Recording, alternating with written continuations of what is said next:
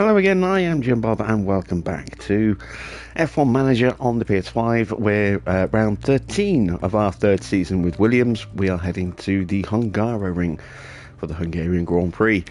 And this will be the last normal race that we run with this series. From the next race onwards, which will be Spa, the first race back after the mid-season break, we'll be starting every race from the back of the grid and seeing if we can fight our way through to the front, because we have pretty much won this championship already as things currently stand. We are massively ahead in the constructors, as you can see, and it's the same story in the drivers championship. We are absolutely crushing it so far this season. So just to make things a little bit more interesting for the second half of the season, I thought it'd be fun to do a last to first kind of thing. We might not do it for all the races. We'll see how it goes in the first few of them. But we will do last to first for at least 3 or 4 races, just to see what kind of fight back we can generate through the field.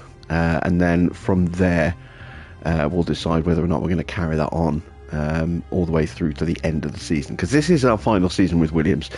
So I want to make sure that we win both titles before we finish. But at the same time, I want to inject a little bit of drama and excitement into the series, because it is just becoming way too easy. So yeah, we'll see how things go. This will be our last normal race. Let's take a look at where our car is at the moment. As you can see, we have a front wing and an underfloor in development, and we've started on some research for the chassis. And our car is not the fastest. As you can see, top speed is in the second half of the rankings with 12th, but those new parts will fix that. Our performance in the cornering is pretty good. Brake cooling, engine cooling is okay. It will certainly make it a bit more of a challenge to fight through, but with the way that we've been able to master strategy and with the way our drivers have been performing this season, I think we'll still be fine. So, evening Packins, evening Mr. Watter, good to see you guys. Right, let's set some targets for today's Grand Prix. Actually, let me just double check I've got enough spare parts. Yes, I do. Right, performance targets, qualifying position, we're going to go for 2 in the top 2. That's the incentive. I don't think we'll get both in the top 2 here, but we'll give it a go. Both cars will get into Q3, and both cars will obviously get into Q2. Finish position. Let's go. Oh, that's the incentive, isn't it? I can't change that. Let's go for the fastest lap. The streak is 2 in the top 4 for 2 races, and the quali position is 2 in the top 4 for 5 races. So let's head on over to Hungary.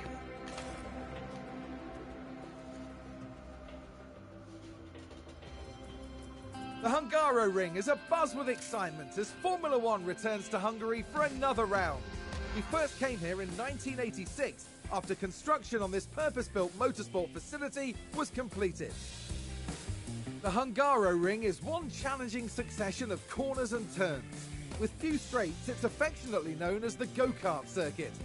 Drivers will have to find a proper rhythm to make the most of the layout. And for cars, low-speed downforce will be paramount. The season is about halfway through, and it makes me wonder what else is in store for the teams. Well, there's only one way to find out. Okay then, let's get to it.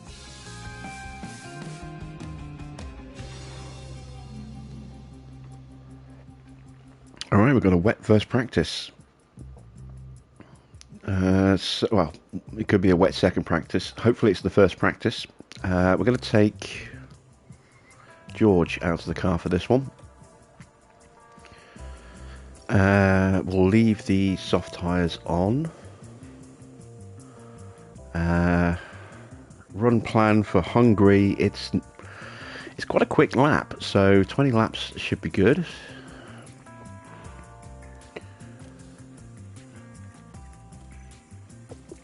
And it's a very high downforce circuit, so we're going to be maxing out, or getting close to maxing out the wings on this car. Let's have a look at the setup for Pierre's car first of all.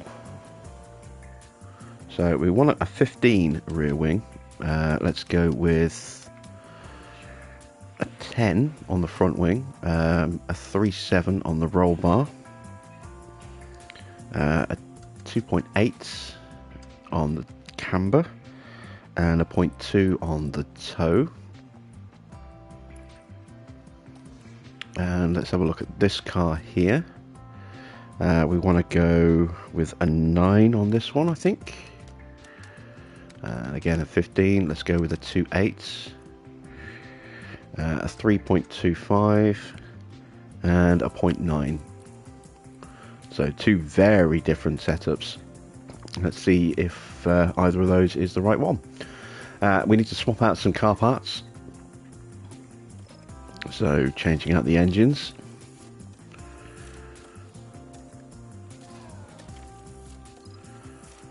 There we go.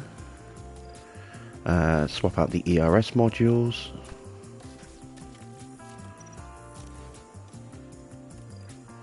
And the gearboxes. Yeah, we can go with the older gearbox. That one is probably pushing it a little bit. So we'll stick with the other one. Right, there we go. That's our cars prepped and ready. Let's go to practice.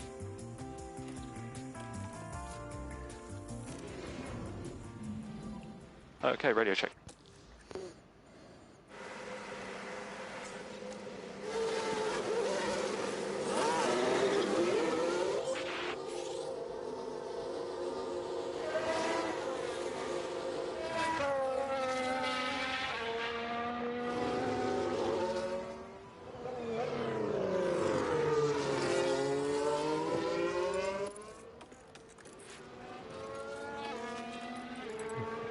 There we go. Right, so for those of you wondering why I didn't stream on Friday, I genuinely didn't realise what day it was.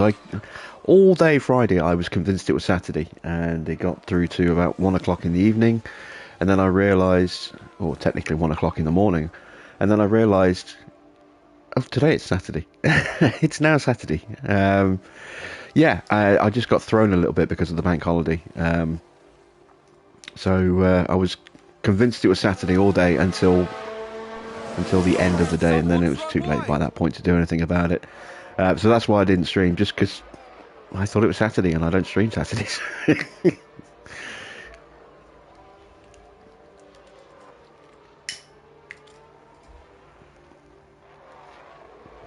I nearly forgot today as well. For some reason today I was thinking it was Sunday for a good chunk of the day. Brain's a bit addled. Right, we do have wet weather coming. Let's have a look. Okay. Yeah, it's not too bad. It's going to come right in the middle of our runs, just as our drivers start to pick up momentum with their track knowledge, which is a bit of a pain. And it'll be about halfway through their run for gaining car knowledge setup as well. Starting to have a little bit of rain. And there it is. Right, let's call them in.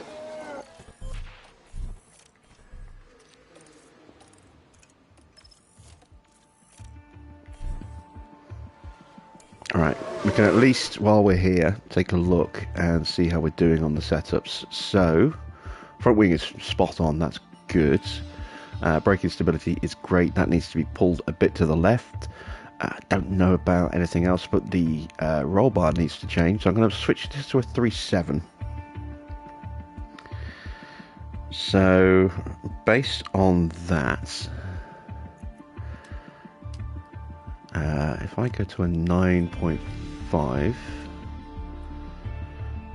I can pull this back to there, make some big changes here,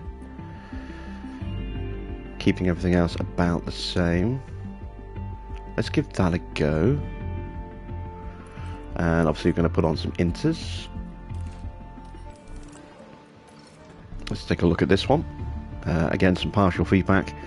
Let's pull the front wing in a little bit.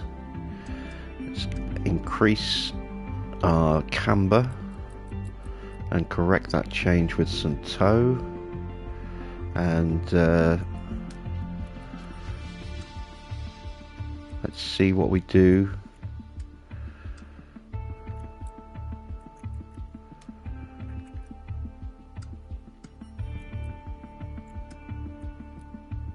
That's probably too much of a change. There we go. Let's go with that. And let's see what that does.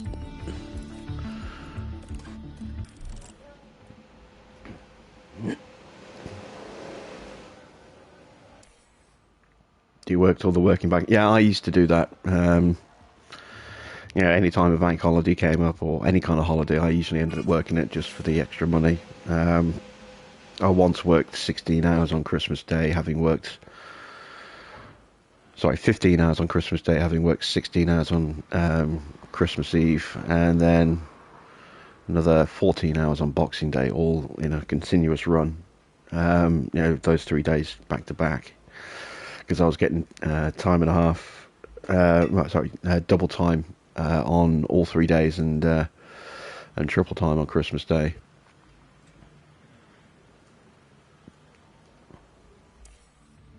Yeah, I was on my own.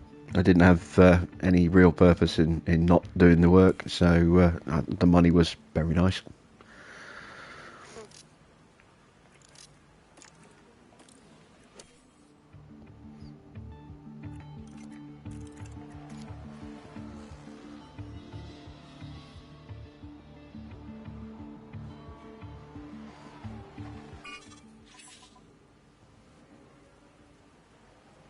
Alright, let's get Bearman out of the way.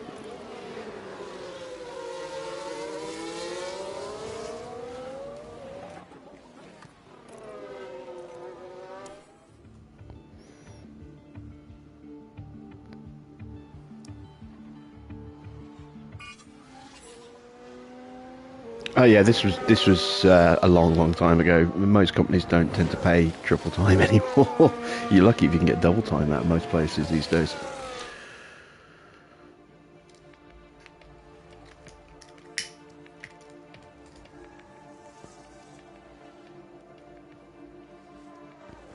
Even time and a half can be a stretch.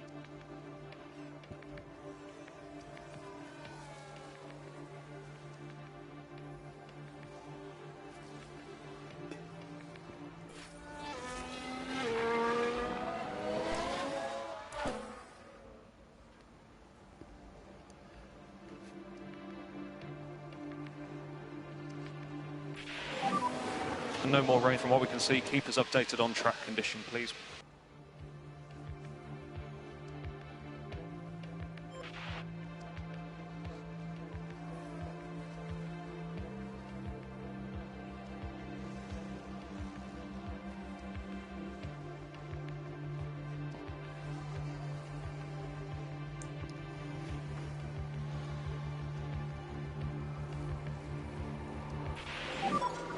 Okay, any comments on balance?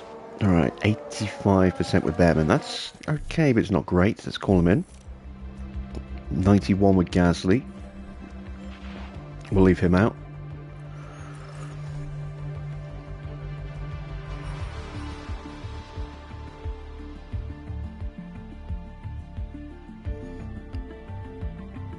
Okay, so the roll bar still needs to change. So let's try a 4-6.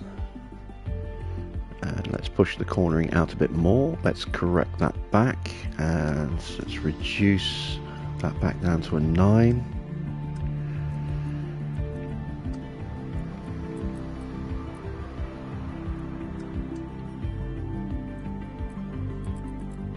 In fact, let's go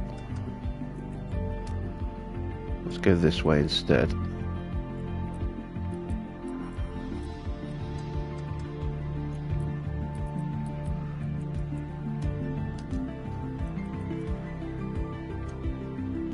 I'm not sure I'm going the right way here.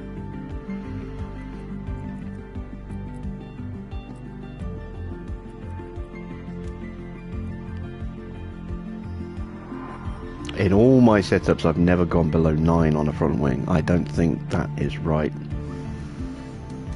Let me make this one a 10.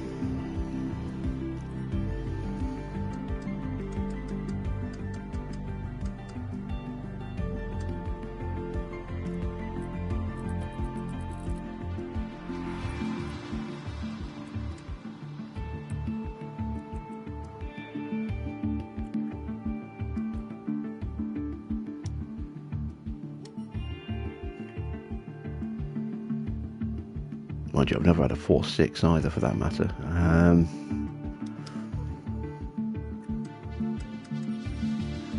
Gonna go back to that.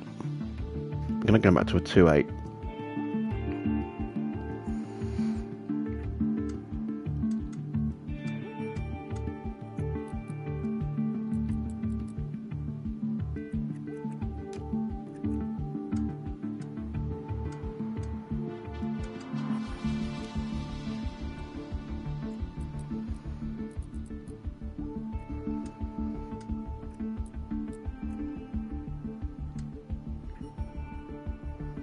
Not convinced in that, but we'll give it a go. I'm a little lost on this car at the moment. How is the balance, please? I'm really pleased. Okay, copy that.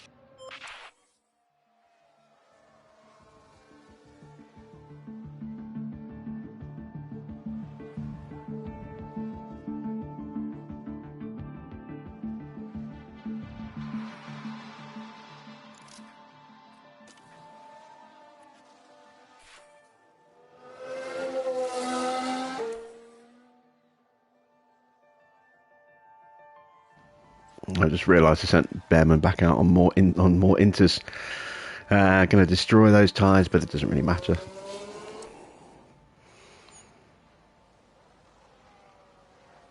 I think there's been a lock-up.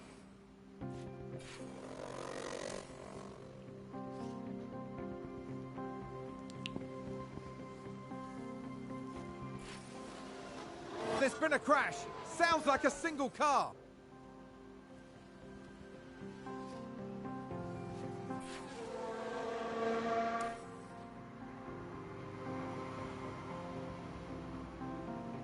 Looks like there's been a lock-up. Yeah, Bearman's definitely struggling with a lack of grip here. Not surprising.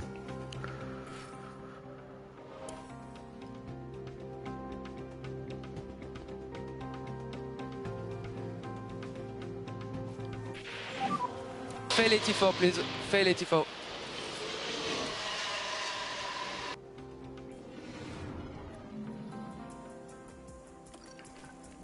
Alright, so it's longer than I would normally run him for, but I wanted to try and get some additional feedback before we handed the car back to George, because as I say, I'm a little lost on this setup here, and it's still going the wrong way, so I'm going to push that to a 1.9.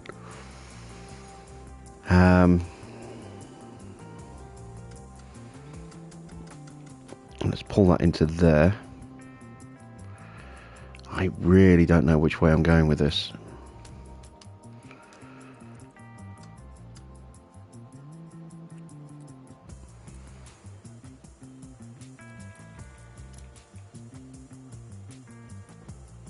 Let's give that a try. We're going to go mediums on this one because I might have to do 2 runs with George. We'll set him up for a double run, so we'll set him up for 45 laps of fuel. We can always pull him in halfway through the stint if we need to. Gasly, we have made good progress. Again, this needs to be tweaked. I'm going to tweak it that way.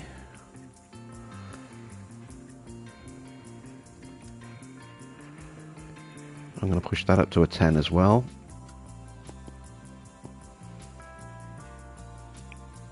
And let's give that a go. So with Gasly, we're going to go with 30 laps of fuel.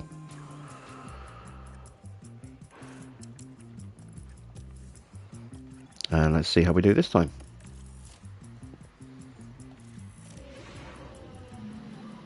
The radio is good. You can hear me, yeah? Radio check, okay.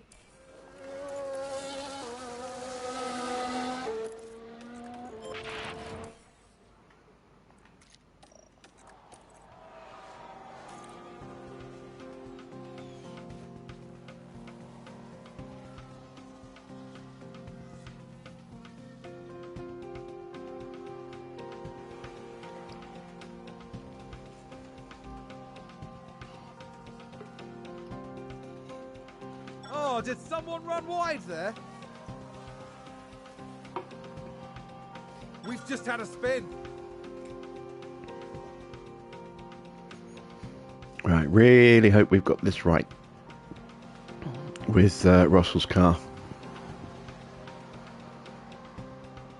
Oh, there's a spin!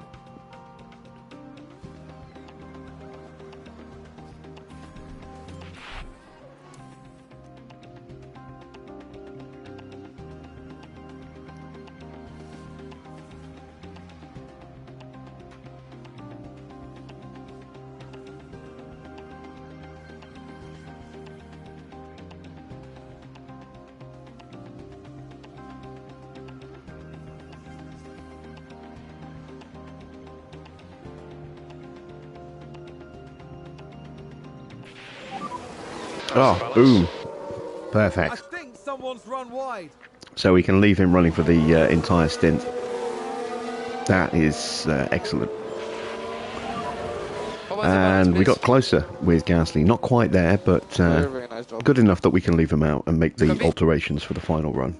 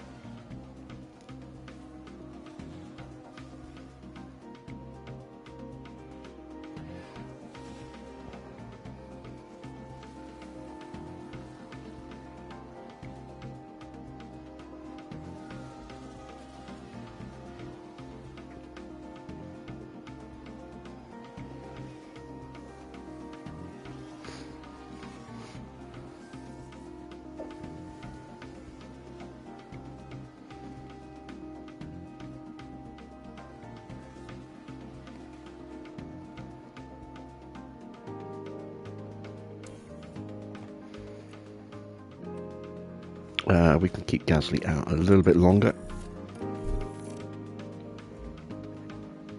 He's only at 67%. I want him to be closer to 75.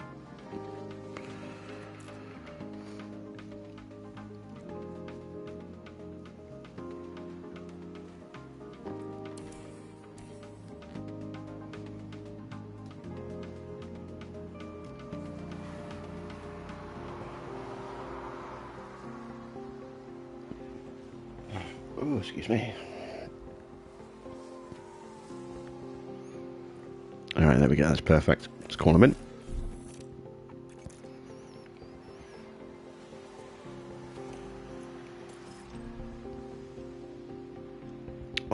Okay, so the front wing needs to come down a touch.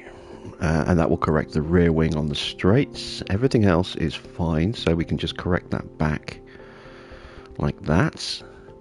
That should be 100%. Maybe 99.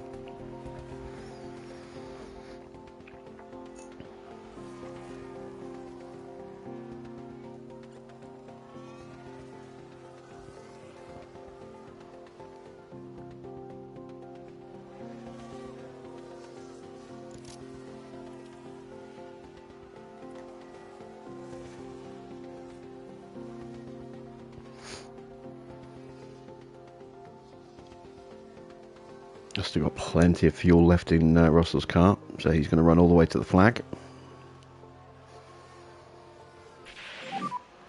There we go. Session all in all, I think. Still learned a lot. Very good session. We nailed Russell's car. We got Gasly's to the point where it's pretty much nailed. And good knowledge gained for both drivers on track as well.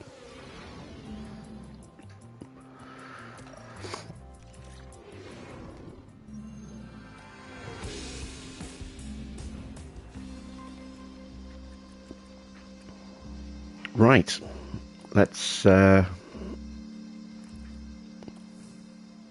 up for the final session. So we're going hard tyres. We're going to go with 35 laps of fuel. That should be enough. We've made the changes to Gasly, so Let's get him on a run, and 25 laps should be enough.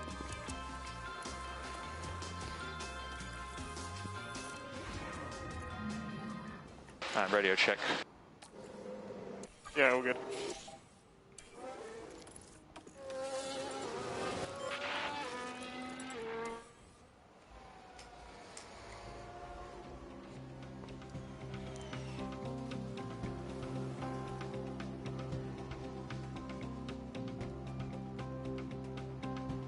We've just had a car run wide.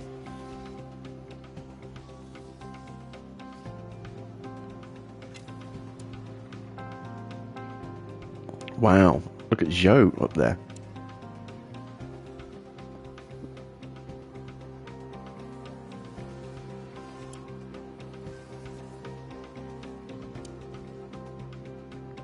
Where did that pace come from?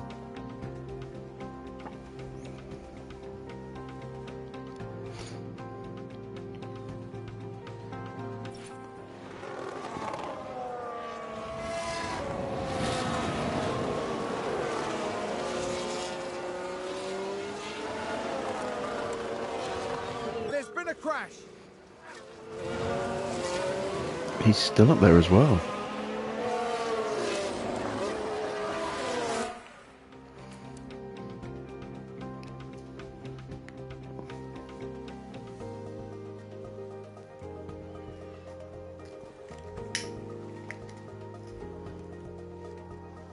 That sounds like someone's gone wide there.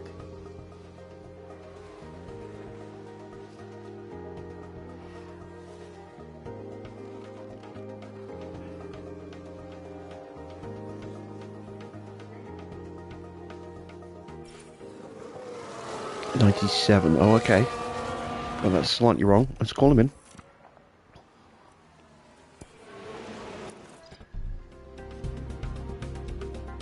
Front wing still needs to come down, so that is going to be a 9 on the front wing then.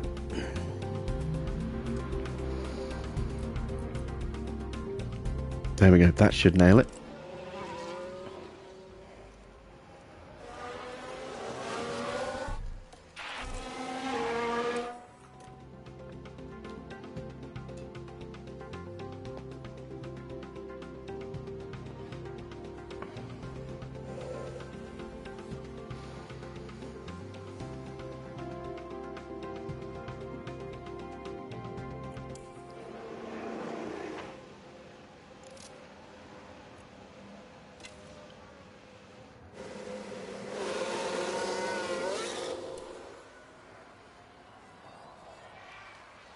So this circuit is a bit of an enigma. I like it and I don't like it at the same time. I mean, as a spectacle, it's usually not a very exciting race, but visually in terms of some of the camera shots, like that one there, I love that shot.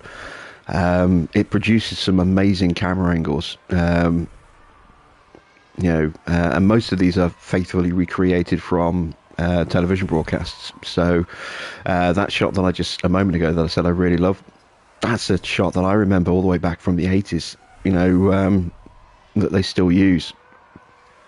It's a very pleasing race to watch in terms of say the angles where you can see the car swooping through some of the corners, but in terms of excitement, there generally isn't very much. There's only really one place to overtake, and that's the main straight, and beyond that, it's pretty much processional.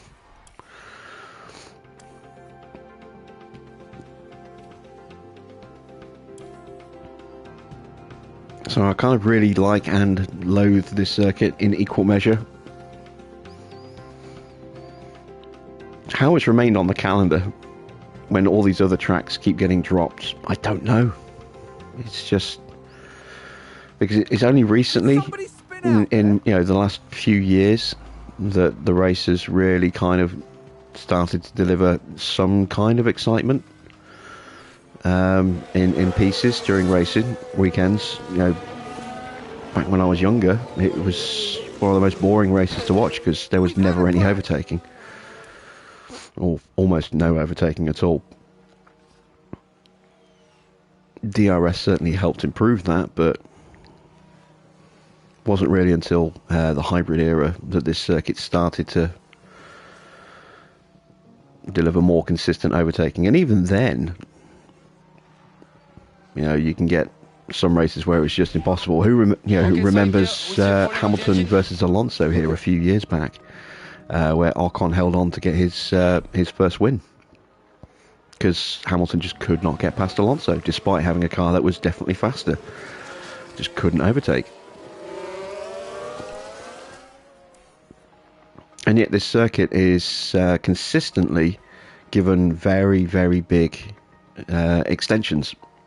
And it's partly because I think the Hungarian government chips in a lot of money towards the fees involved in the race. Hold the balance, please. Nice job, guys. Go with that.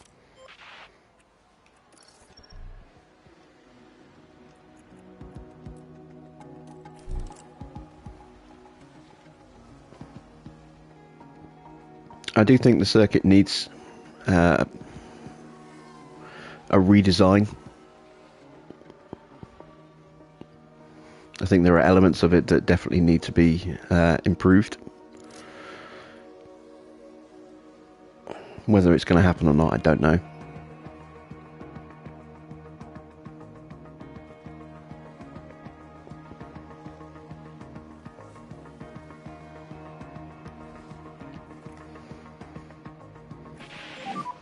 Fail 84, please. Fail 84.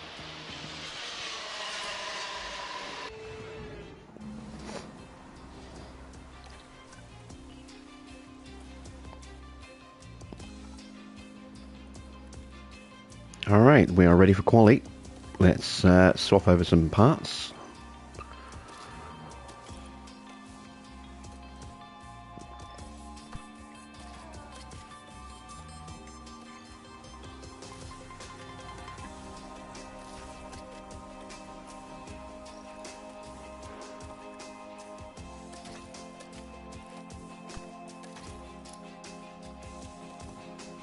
And we are ready to go racing. Well, qualifying. Radio check. Radio check. Radio check. Okay. Radio check. Okay.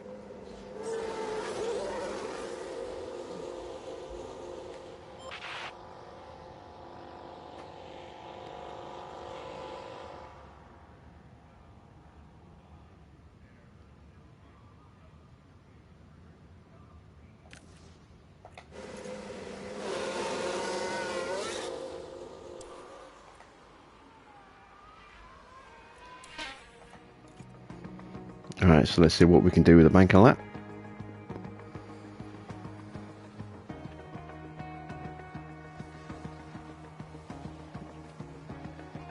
And 114.5.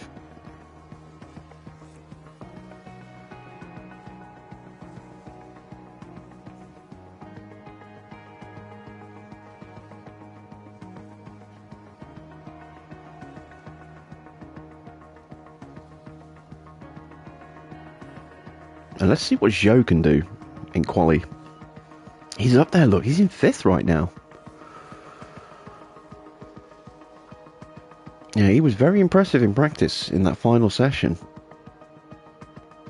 Can he translate that into quali and race pace?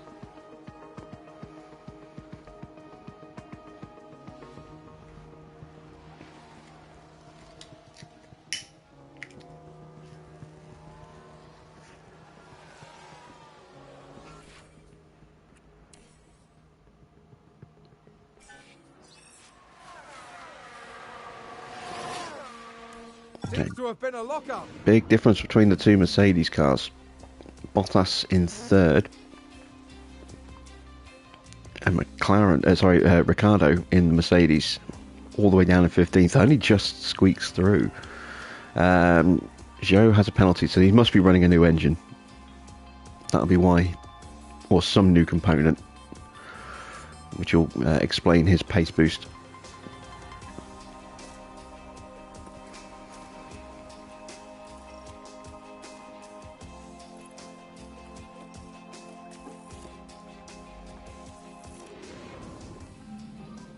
The radio is good. You can hear me, yeah? Radio check, okay.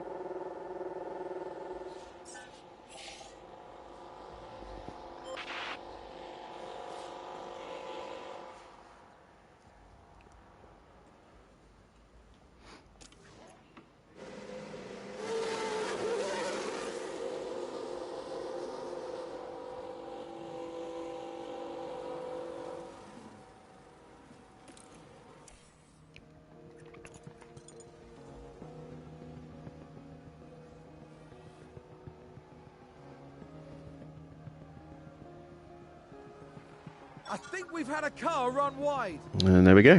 That is us through to the next session on Scrubs.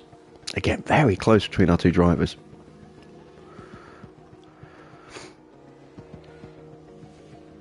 Just 33 thousandths of a second.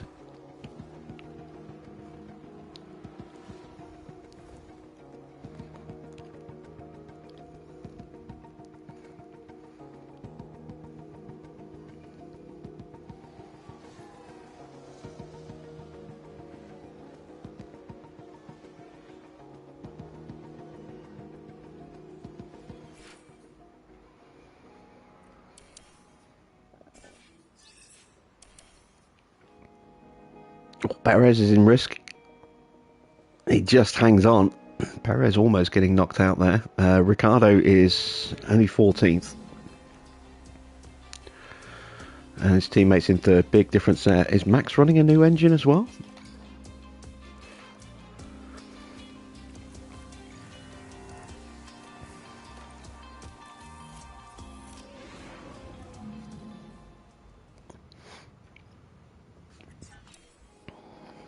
Alright, we'll wait till the end of the session to make our runs.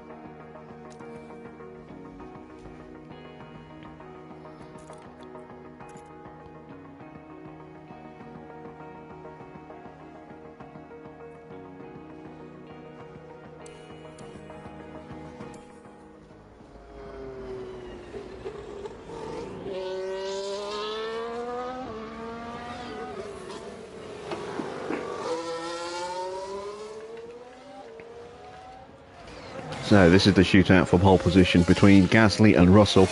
Russell's had the slight disadvantage. Gasly has had a little bit of an edge in the first two sessions. Let's see who tops the table at the end of this session.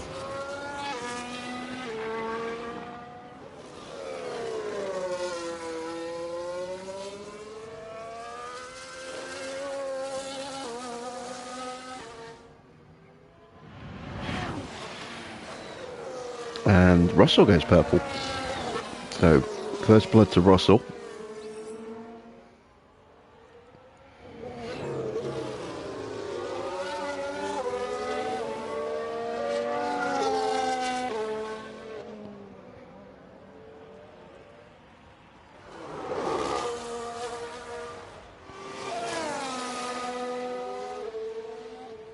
It's pretty closely matched as always between these two.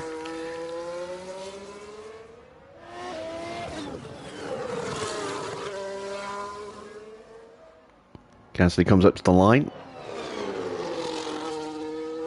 Goes 3/10 clear of Bottas. What can Russell do in response? He can't quite do it, but he set an identical time. Wow. Identical times for our two drivers.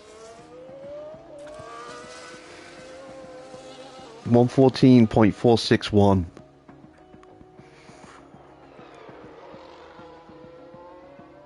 That is as close as you can get.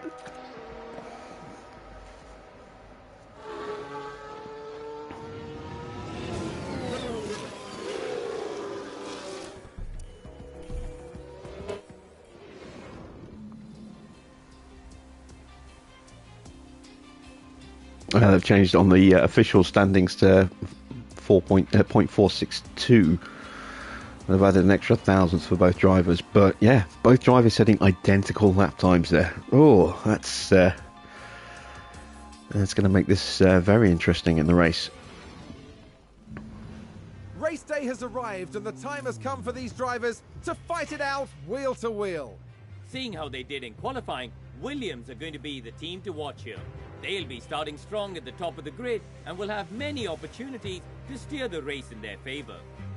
We saw a solid qualifying performance from Ferrari, and they're sure to have their chance to push even further during the race. And the sun is shining bright here today. This is perfect weather for teams and drivers alike to show us what they're capable of. And we're 70 laps away then from the conclusion of this Hungarian Grand Prix. And each and every one of them is sure to be thrilling. Well, let's not get too carried away there, Crofty. Alright, strategy-wise, we could go soft, medium, soft. We could go for a one-stop.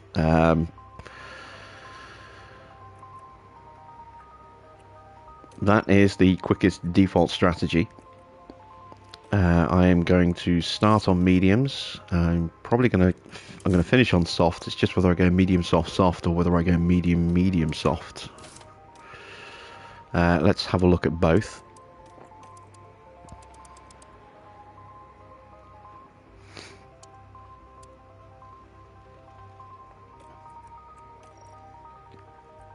So that's a medium, medium, soft. Let's get rid of this one and this one. And let's go medium, soft, soft.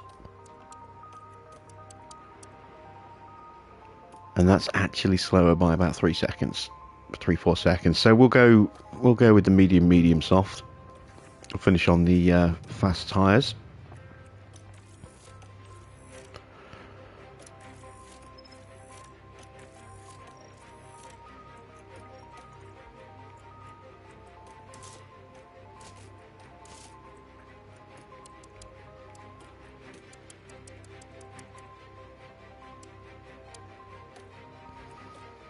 There we go. And for fuel, we are going to take 3 laps of fuel out of the car, because it's really easy to save fuel here for some reason. I don't know why. It always has been. We will comfortably save at least 2 laps of fuel, and we may have to do a tiny bit of fuel saving right at the very end, but pace-wise, we're going to be running very comfortably, so we'll easily make up the fuel difference.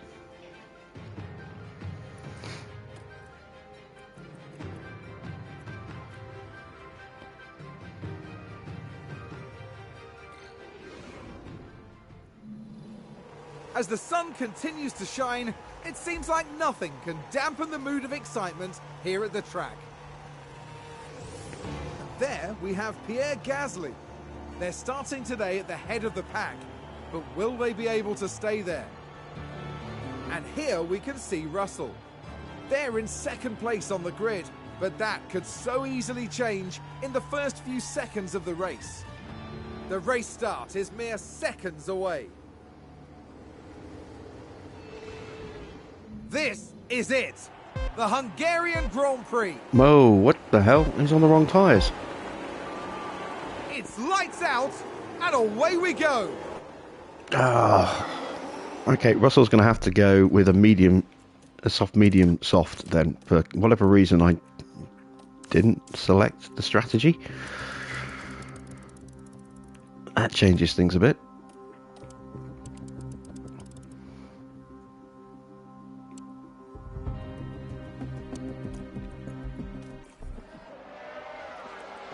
Okay, so, yeah. Russell is going to have to push to make sure he gets the most out of these tyres at the start.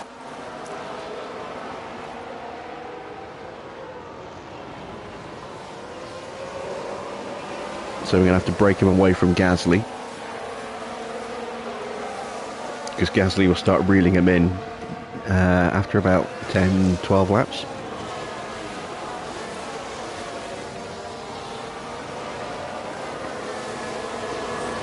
With the tyre degradation model as it is now, the tyre pace does drop off quite quickly on this circuit.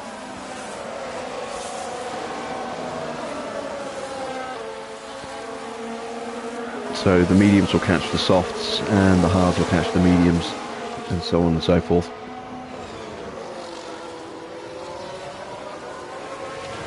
I did actually race this circuit this morning on my Alpine save file.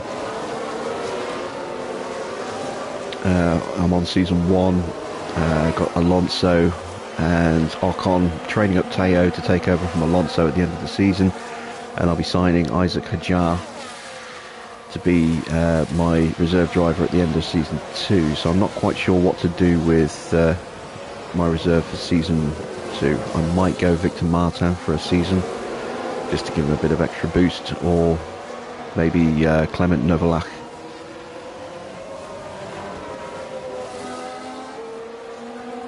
But going to make it very much a French inspired team, so French drivers, French reserve drivers. Going to replace Carol Lewis, who's Belgian. I'm going to keep Josh just because Josh is younger,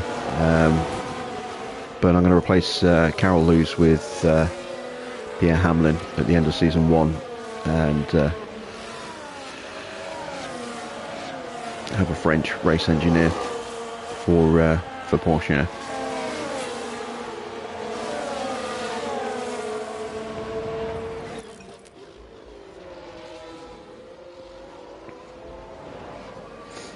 Alright, there we go. So Russell has a little bit of a lead. So he will start to drop off in about 10 laps. Scheduled to go to lap 20. DRS enabled.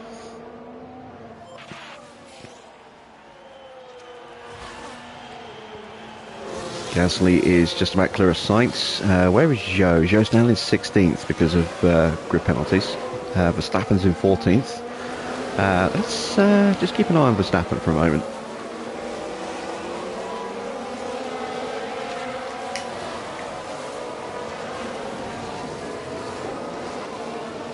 Traditionally, the Ferraris and the Red Bulls are very strong at this circuit in this game, so I expect to see Verstappen fighting his way through, especially if he's put a new engine in the car. Let's see, why did he take that penalty?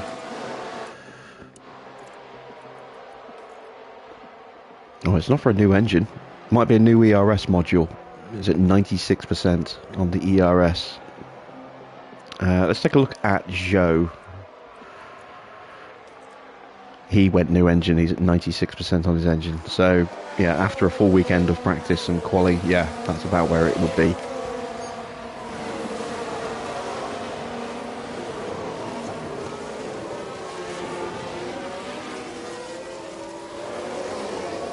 Speaking of Zhou,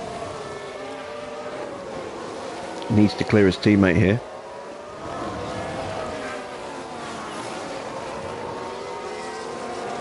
Although he's got a grip deficit to his teammate in terms of tyre wear, because he made it into Q3, so he's starting on scrubs, but he does get clear. And now he should start moving up through the order a little bit as well. Expect him to close that gap to Verstappen quite quickly while Verstappen is stuck in traffic.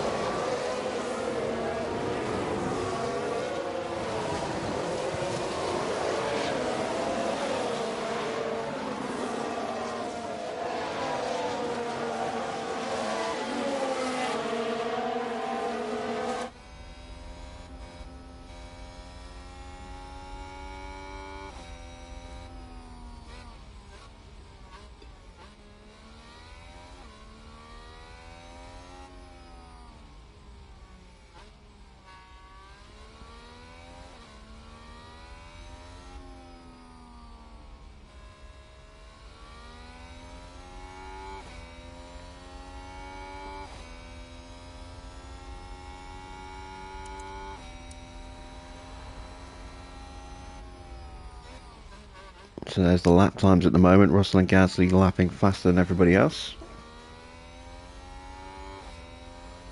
Although Leclerc's looking pretty pacey now that he's got past Bottas.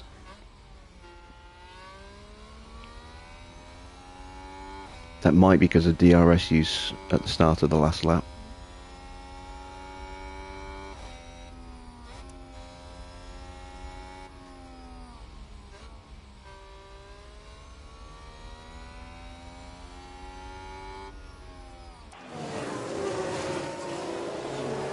And there we go, Zhou has closed that gap to Max relatively easily. Let's have a look. We've got another little gap here for Porsche. He's about to be jumped by Ocon on the main straight, I would imagine.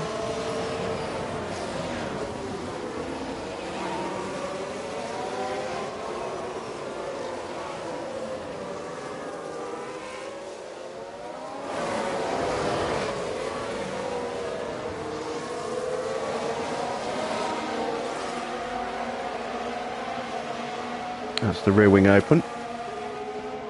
Ocon's not getting through here.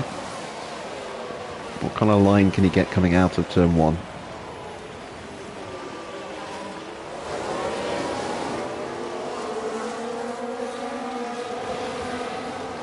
No, he's stuck behind for another lap. And he's now at risk actually being taken by Ricciardo. Ricciardo having a sneaky look there. Perez right behind him. Oh no, it's Verstappen, isn't it? Perez is a little bit further up.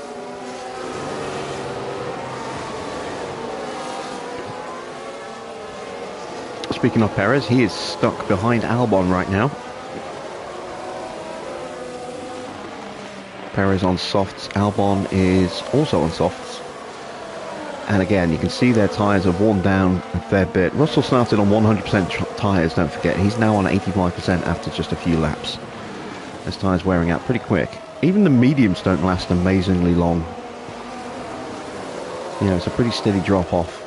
But the hard tyres are really slow on this circuit. They're durable, but they're really slow. Oh, lock up in sector 3. That is Vishore, I think. Was that a lock up on the No, it's Tsunoda. Here's the replay. Now just take a look at the McLaren. No, Vishore was already at the end. They've locked up. And then he got slowed a little bit, I think. The team are devastated. So Yuki's McLaren woes continue. He's had a horrible season.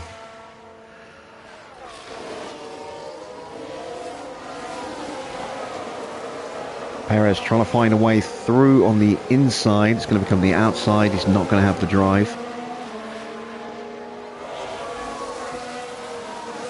Bottas back in front of Leclerc.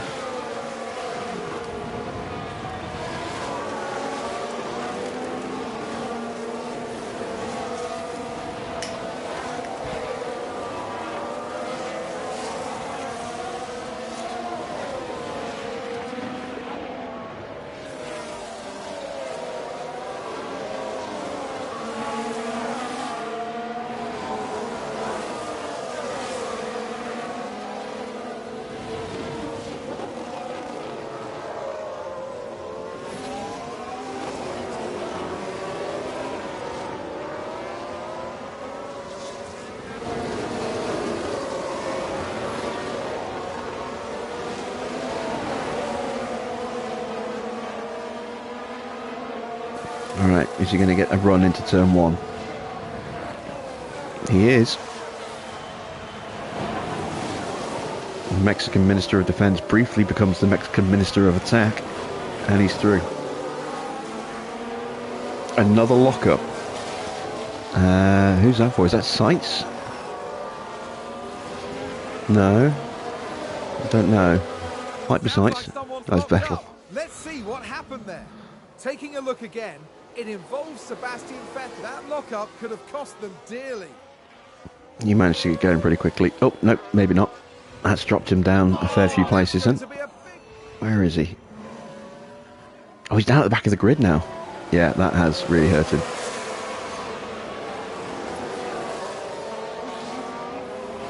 So Perez should start closing in on the back of Bottas and Leclerc. Be interesting to see actually if he's got the pace to catch that Ferrari, because the Ferrari's pretty strong here.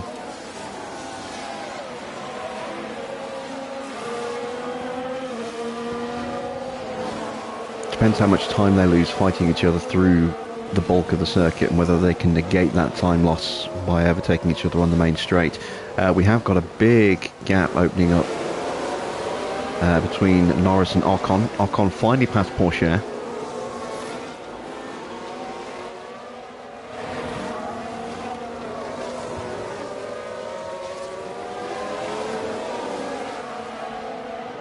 Oh, Joe, try and have a look at the inside there. That was very sneaky.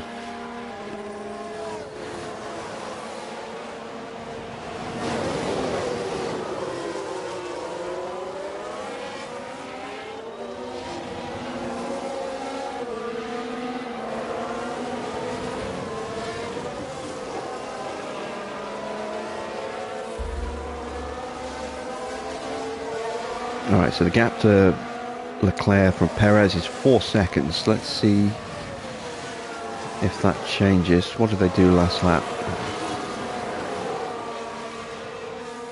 Perez actually slower than Leclerc last lap, so that's not encouraging for Perez, because he had DRS last lap and got a clean overtake.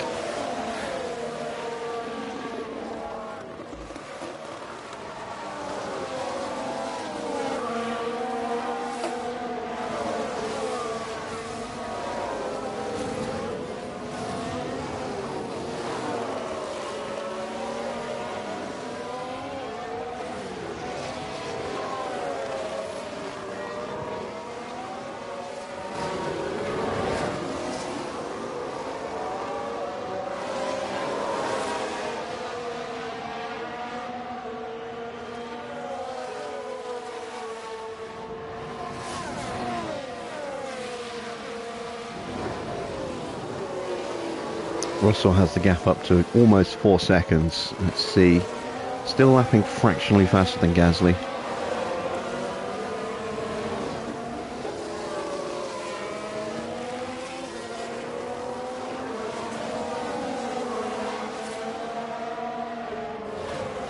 And Schumacher is in danger of dropping off the back of this group here.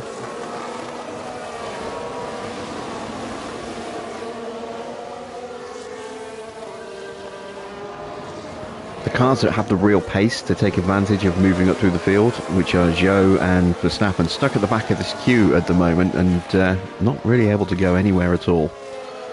And their tyres are going to start hurting now.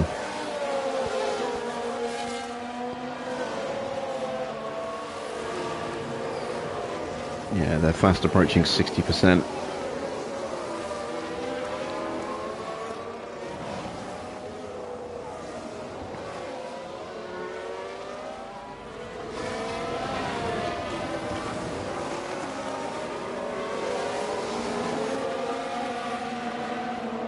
Right, Porsche looks like he's going to make a move, get a run on Ocon into turn 1.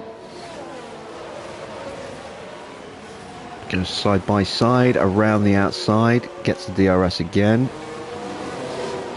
And Porsche moves back up to 11th.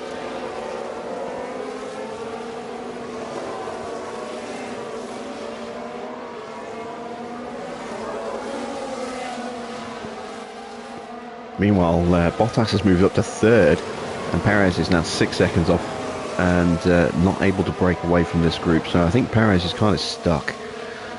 Again, those soft tyres starting to really drop off in terms of pace now for him. That's probably why Bottas has moved ahead of the Ferraris, because he's on the mediums. Able to keep his lap pace up through the corners a bit more. Let's ride on board with Sainz. In fact, let's go with Leclerc. We can watch Sainz, see if he can make a move on Bottas.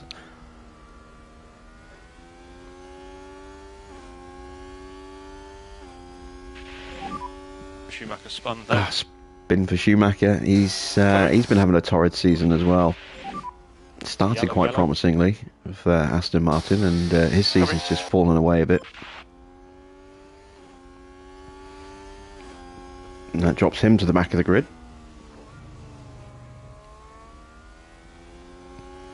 You can just see on the radar that big train behind Perez starting to form back up. Porsche is just a second off the back of Norris now, so we're almost going to get those two trains connecting.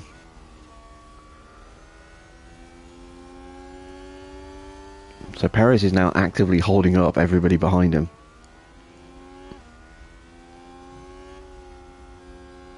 And that's what allows those medium runners to close that gap.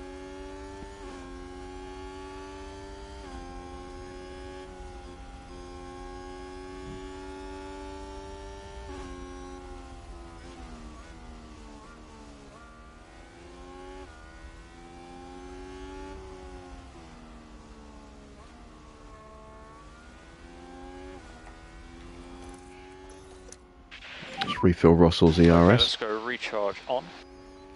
Come on. Still lapping about a tenth faster than Gasly. Obviously he's going to be slower this lap now that I've put him on recharge. Evening NBA fan. I'm doing well. How about you?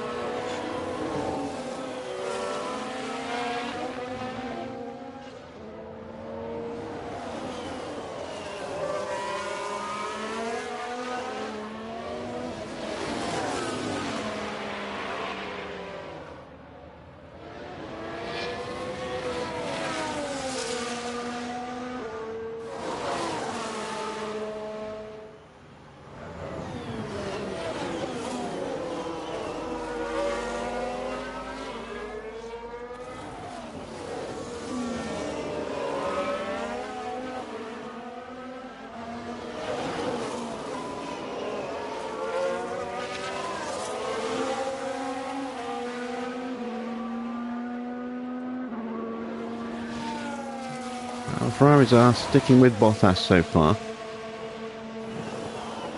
but they're not really able to capitalise on the DRS at the moment. Although Sainz, I think, yep, no, he's not going to get to move this turn.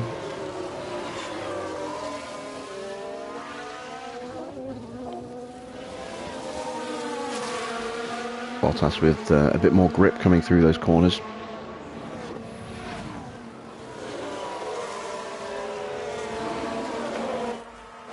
And Perez has been passed by Albon again, and Alonso as well. So Perez starting to drop back down the order again. His soft tyres must be almost gone now. 56%. Yeah, they're really struggling. Expect to see him under pressure from Magnussen and Norris. They do have a bit more grip.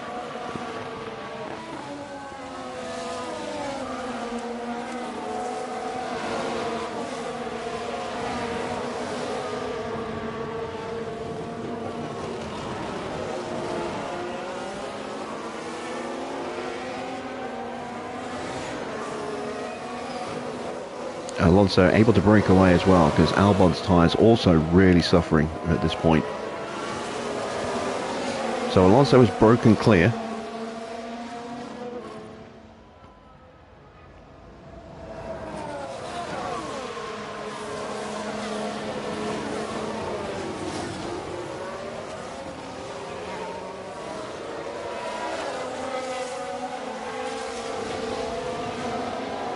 As Perez moves back up into 7th, just. Sister cars side by side there. But Albon might just about hold the position. Is Perez going to yield before the chicane? He does. So Perez does not move up.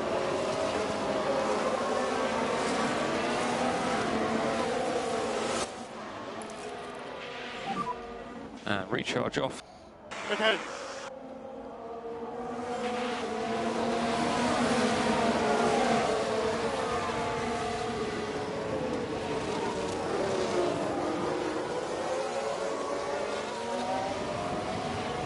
And we're now getting into George Russell's pit window next lap. So we're 4 laps away from swapping onto a set of mediums for George.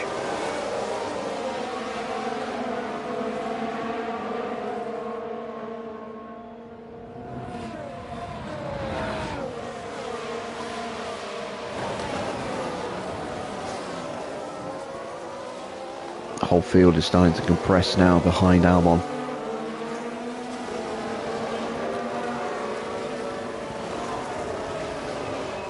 I do kind of feel sorry for Zhou. He had really good pace. Obviously with that brand new engine, he had to qualify 10 places further down as a result of the penalty, and he's been stuck in traffic the whole time. You know, he has comfortably got top 10 pace this weekend, but can't do anything with it. Oh, we got a spin. It's Bottas.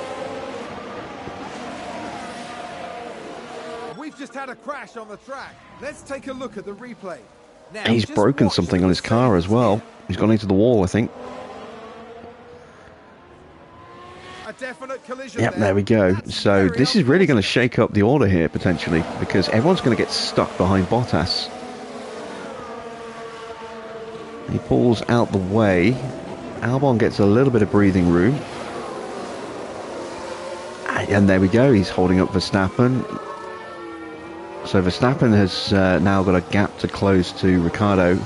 A lot of the soft runners are diving into the pits. Sainz, Albon, Perez, Magnussen, Zhou's in the pits. Verstappen's staying out. This could give Zhou a chance to undercut Verstappen here. I'm going to watch this. I'm going to expect Verstappen to come in next lap. Can Zhou get an undercut here?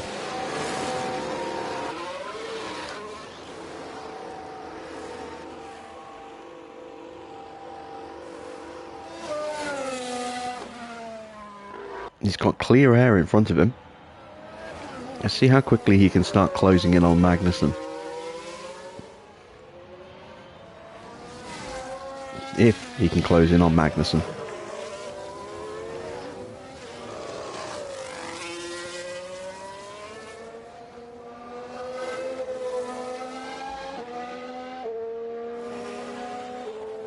He should be able to.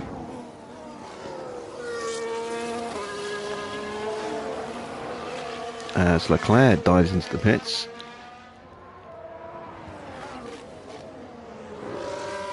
That's going to bring him out somewhere around about 11th.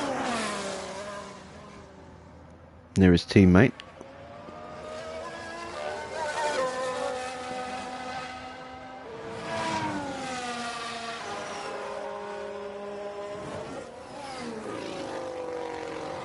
Verstappen has stayed out another lap. Oh, Verstappen's on mediums. Ah, okay. I thought Verstappen was on softs. So, the fuel, please. yeah, and if that's the case, Zhou should theoretically be able to undercut Verstappen here. So let's see what lap time he does at the end of this lap. His first full lap on at full pace on these new tyres. And we'll compare it to Verstappen, who is not in DRS range of Ricciardo at the moment, but is closing.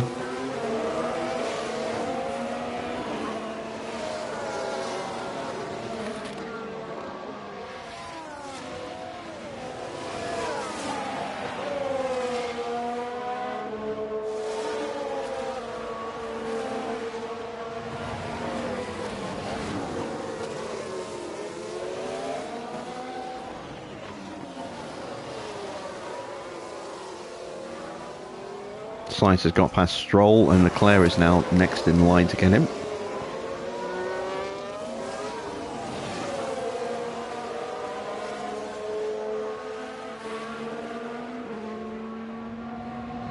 I wonder if these guys are going to go in one stop.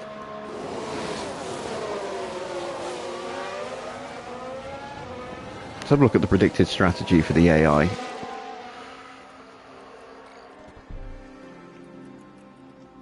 So, starting on mediums, if they pit between lap 27 and 33, they are one-stopping.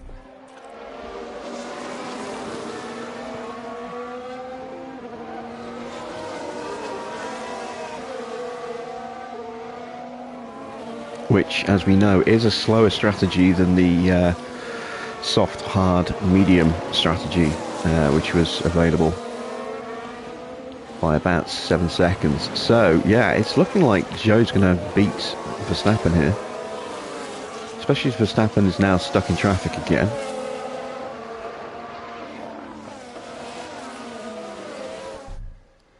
Alright, we've reached the optimal lap for Russell. Let's put on his mediums. Box this lap. Yes, box. Now you can see he's lapping almost half a second slower than Gasly at the moment. Gasly might actually just sneak DRS off him before he gets to the pits.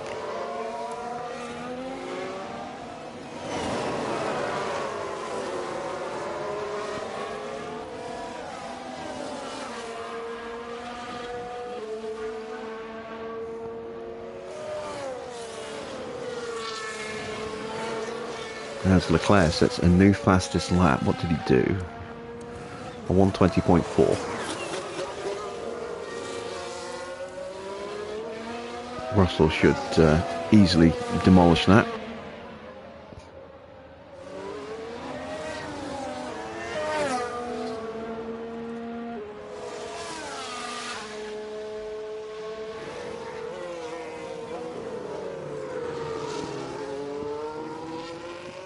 Has Gasly got enough traction left out of this corner to stay in range? I think he has.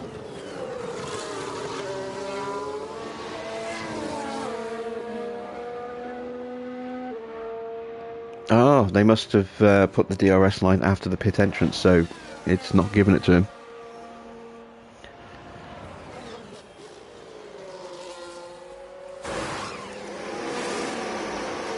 .4 seconds, that's a good stop. Can we get out ahead of Alonso? Should be able to. Yeah, comfortably in the end.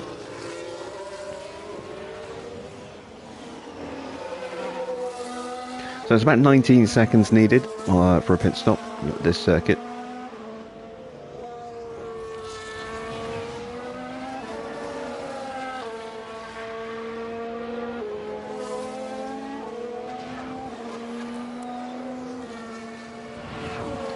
We do have a big queue forming behind Porsche again.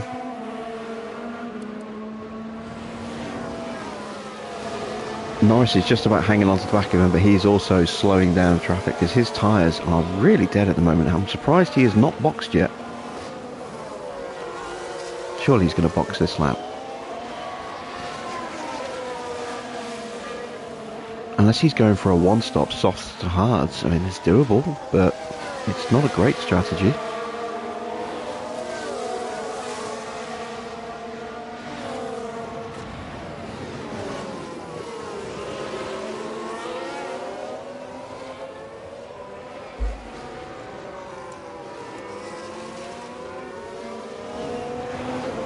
He's staying out. He must be going for a one-stop.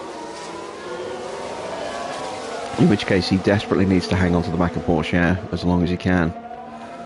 Verstappen still stuck behind Ricciardo. Zhou is slowly closing on Magnussen. He's got the gap down to 3.5 seconds. So he's pulled him in about a second since the pits. The Ferraris are fast catching up to the back of this train. And they are two stopping, so they need to get through quickly.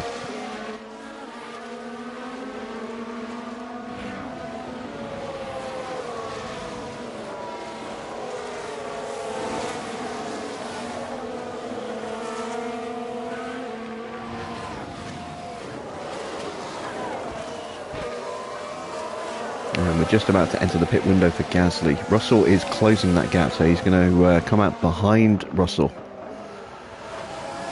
Such is the difference in tyre pace at the moment. Gasly did a 1:20.6. Let's see what Russell does across the line. This should be a fastest lap.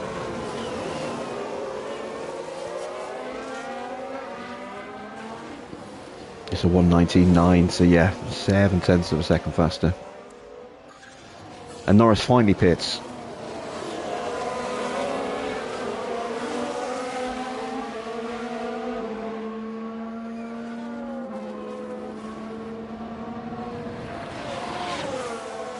Sainz looks like he's going to try and go around the outside of Verstappen here.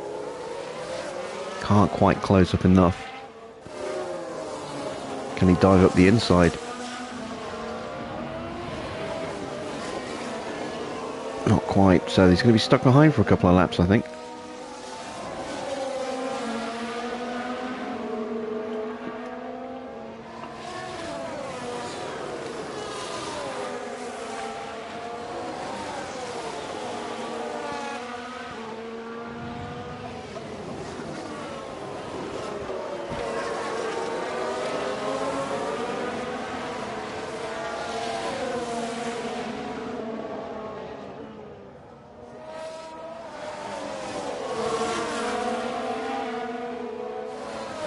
As Leclerc is trying to get past his teammate.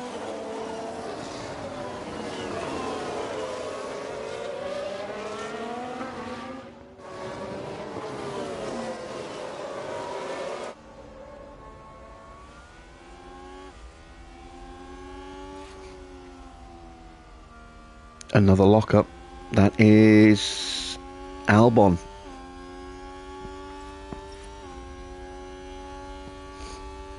He's hit the wall. I think that was a crash. Let's take a closer look. Now watch this. Here's the moments involving Albon. Oh, he was so close to hitting the back of Perez there. Nobody else was involved. That was a big crash.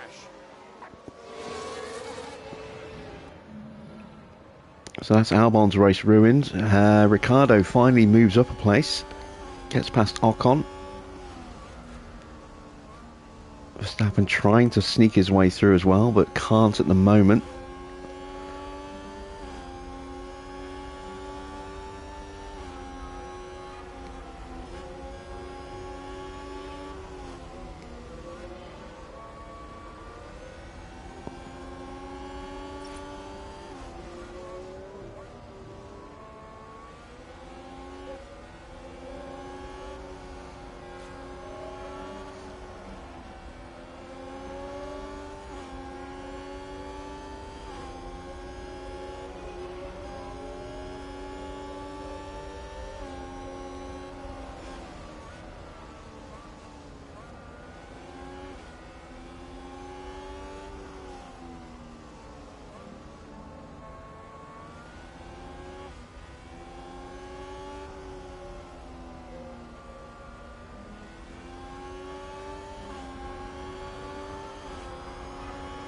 Well, we might see a run from Leclerc here. He's getting a slightly distant tow. He's slowly closing on Sainz.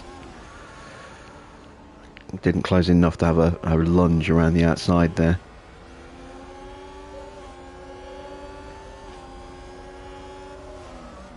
So the Ferraris have hit the DRS wall. They just can't move up through the field at the moment. Ocon back in front of Bottas. Ricciardo, sorry. Where is Bottas right now? He's down in 19th after that spin.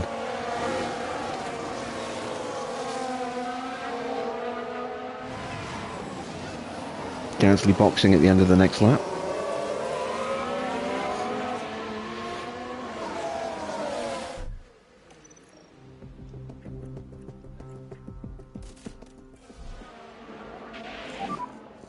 Box. So he's probably going to come out around about 5 seconds behind Russell. But once again, his tyres will be in better condition. They should be stopping similar times for their final stop, so there will come a point where Russell will be slower than Gasly again. But I think Russell's probably going to win this race, just by gaining that track position at the start.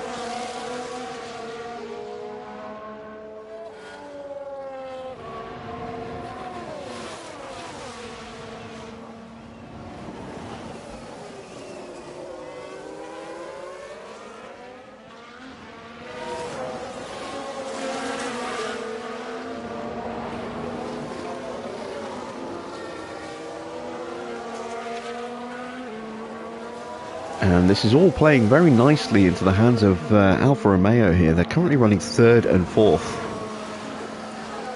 Neither driver yet to stop. They are one stopping.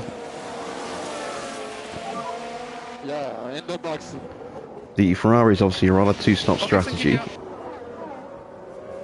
I don't know if it's going to work out for them.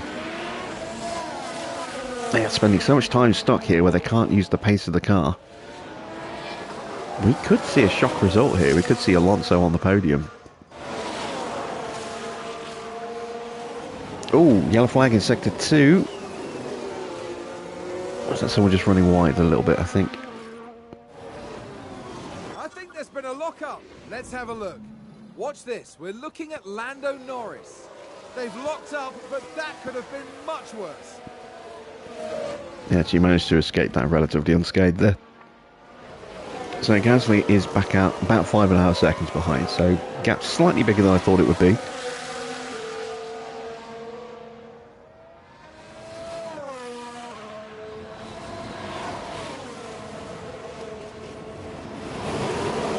No one really able to make a move on anyone else.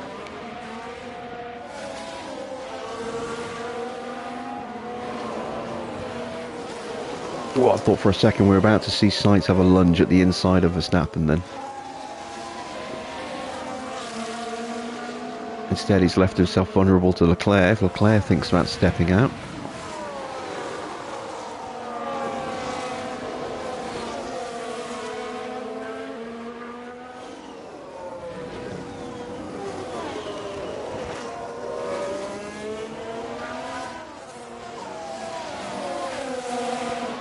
Yeah, the Ferrari race is being ruined here.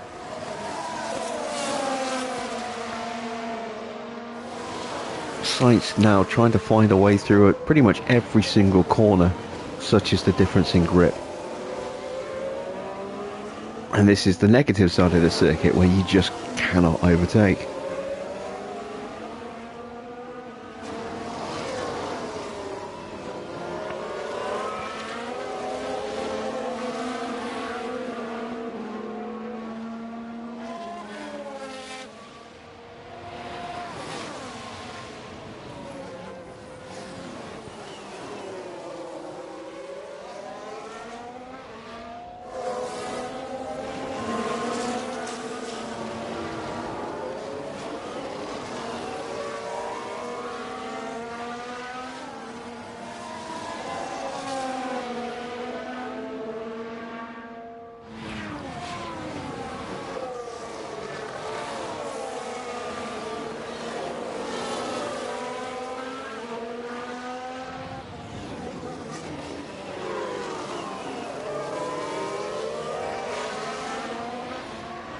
And this is where Verstappen really struggles.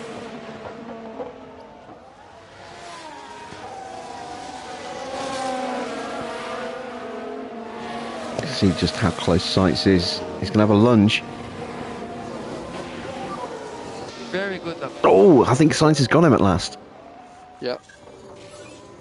He's going to have to go around the outside if he can't complete it here. He can. Sainz finally gets the move done. Verstappen will try and come back through on the inside.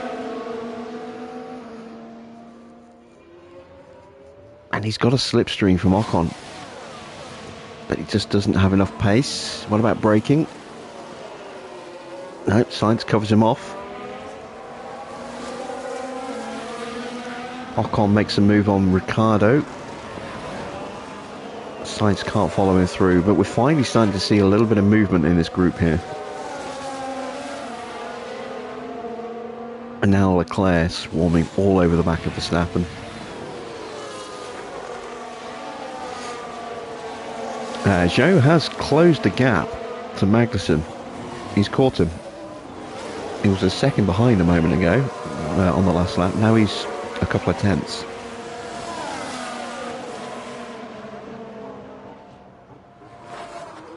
They're stuck behind Vettel right now.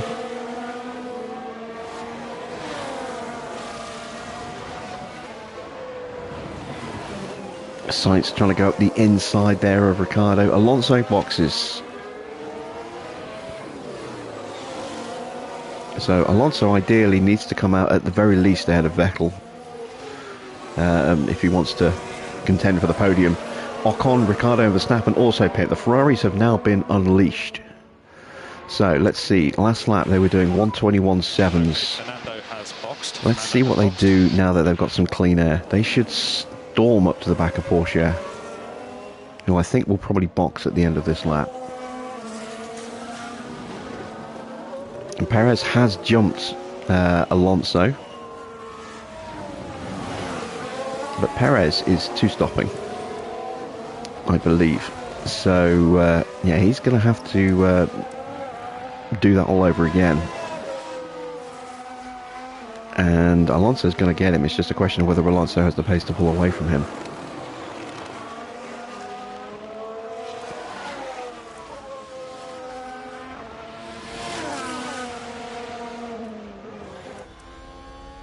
There's the Ferraris in the background.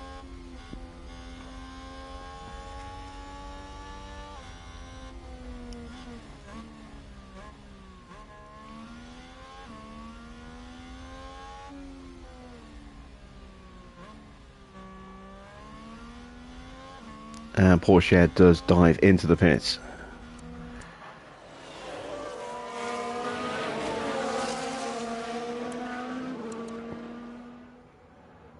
And there we go, the Ferraris instantly go a second faster as soon as they get into clear air. That's how much they were being hurt, stuck in that traffic. And the best of their tyres, because their tyres are now, what, 80%. They came out and their tyres, they caught the back of that pack when their tyres were still in the 90s. Copy. They lost 10% of their best tyre life. Keep an eye on the fuel, please. Stuck in traffic, going absolutely nowhere, a second slower than they could have been going. If not faster, because they would have had more grip.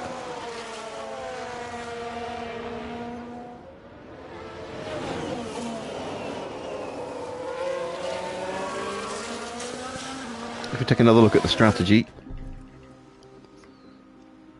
they stopped early, so let's see, if they stop around 45 to 51, they are two-stopping. If they don't stop by lap 51, they are going to one-stop.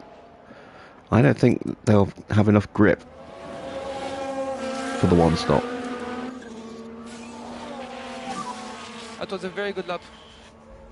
As our two drivers trading fastest laps. Gasly is a couple of tenths faster, but not much. He is slowly nibbling away at that gap.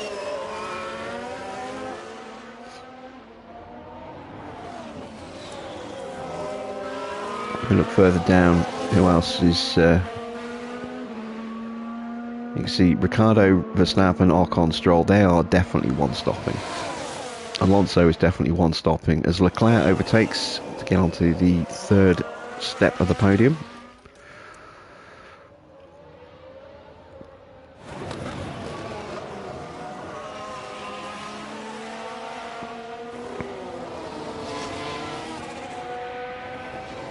It's going to be a battle now between Alonso and the Ferraris for third place. There's an 8-second gap at the moment.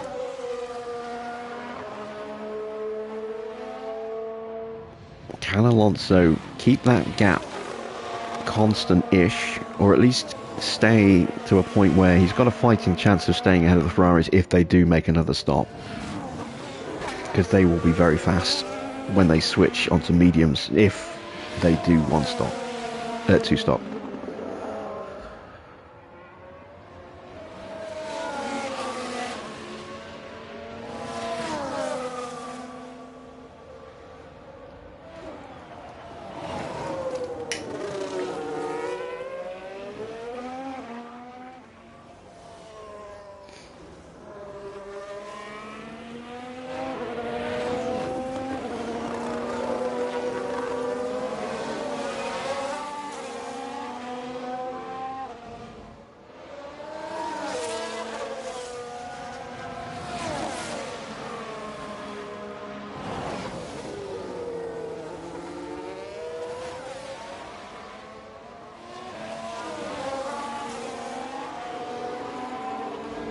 Actually, Perez might be able to help Alonso here. Depends if, again, Alonso loses more time through the lap than he does gain from the DRS. You know, if he's being held up too much by Perez.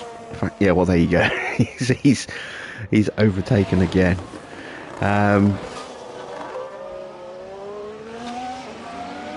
Yeah, in this case, Perez is going to be a hindrance to Alonso. He's going to force him to drive defensively, and he's going to get in the way and slow him down when he does get in front of him.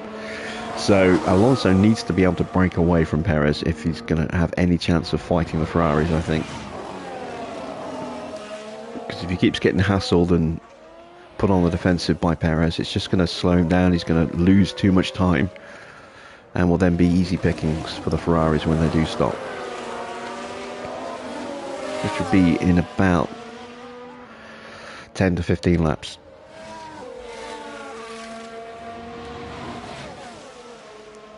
Yeah, that lap cost Alonso about 0.6 of a second.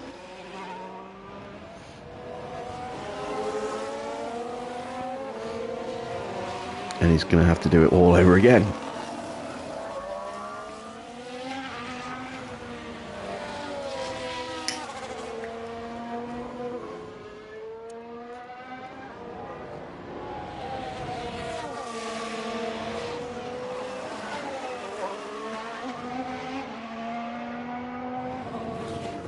Alright, let's check in with Zhou. Zhou is currently in 7th place. He's got ahead of Magnussen.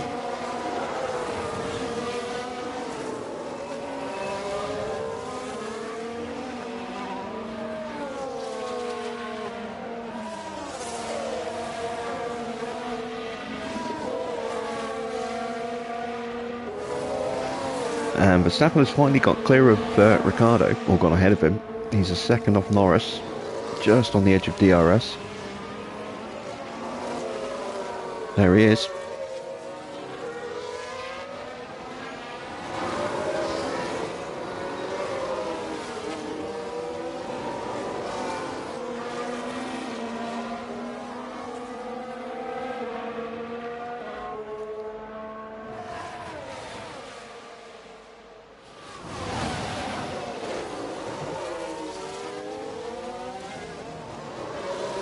And 1:20.7, that's a pretty good lap time.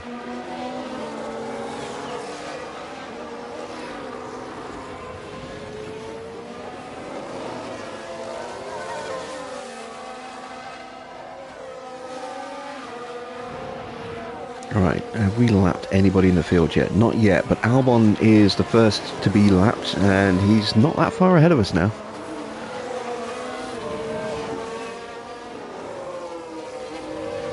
He's only a corner ahead.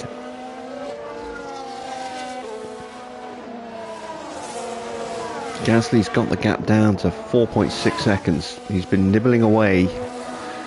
It's taken a second out of the gap since the pit stop.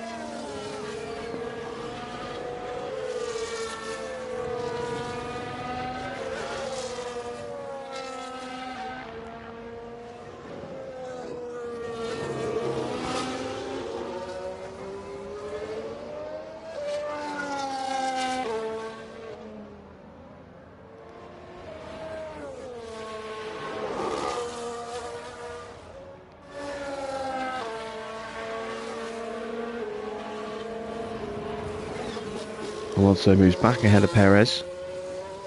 Needs to capitalise on being about half a second faster through, at the start of the lap to try and stretch that gap away over the rest of the lap. He needs to break the DRS. If he can't, he's just going to keep losing time.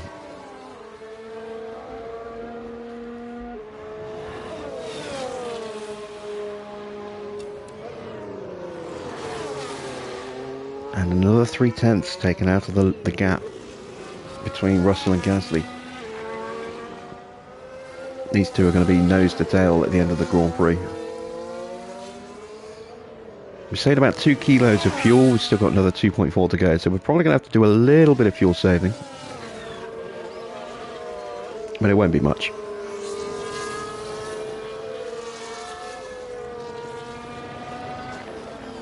Oh, we've had a spin. Who has spun?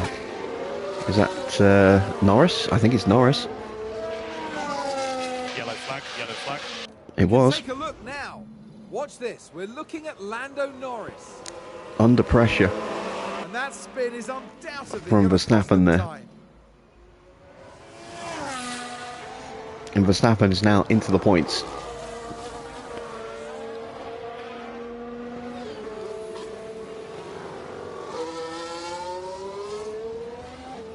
Joe and Magnussen are being caught by Porsche. So we're going to get another little train forming up soon behind Magnussen and Joe. Porsche is going to bring Ricciardo and Verstappen along with him, and Ricciardo gets back in front of Verstappen. That didn't last long.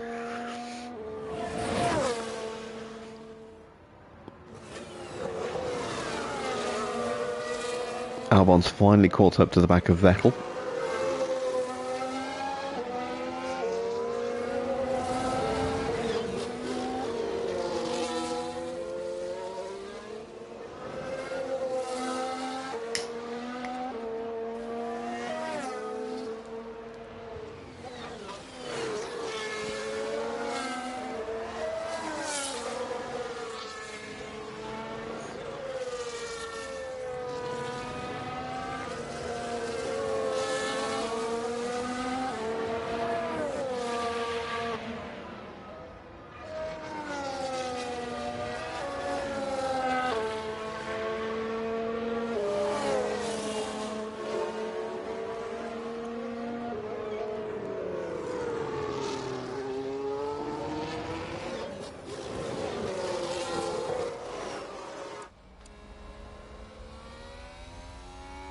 As we ride on board with Schumacher. Looking back, we can see Verschoor behind, closing up with the DRS. Albon is past Vettel.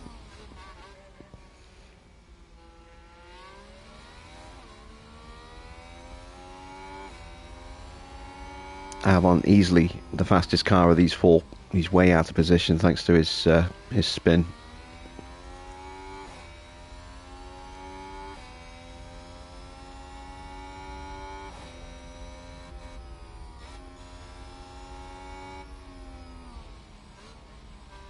And you'll see Russell coming into shot in a lap or two.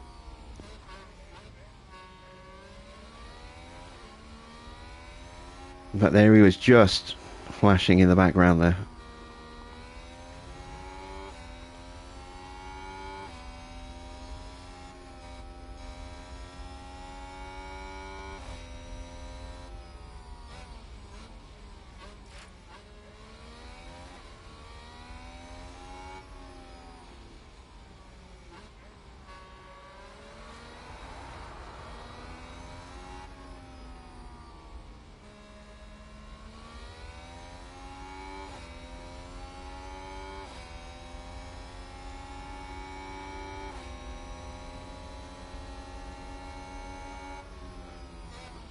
Oh, Schumacher loses 2 places in one corner. And he's going to lose out to Vettel as well. No, he just blocks Vettel. And Albon is going to take for sure here. So, very opportunistic. Great bit of driving there from Albon. Getting 2 positions. That was important for him to try and get to the head of this pack before Russell catches. There he is, there's Russell, just coming out of the chicane.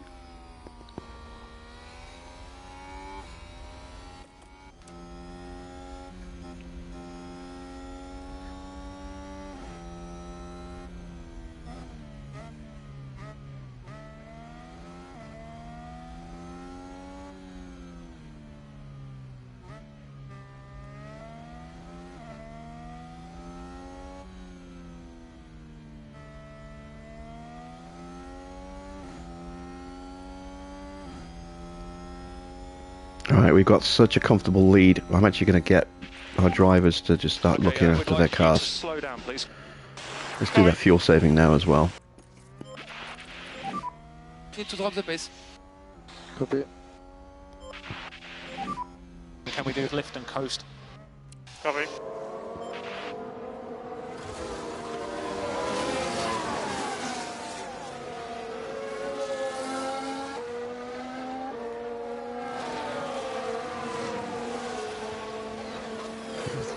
And the gap is now just 3 seconds between the two Williams drivers.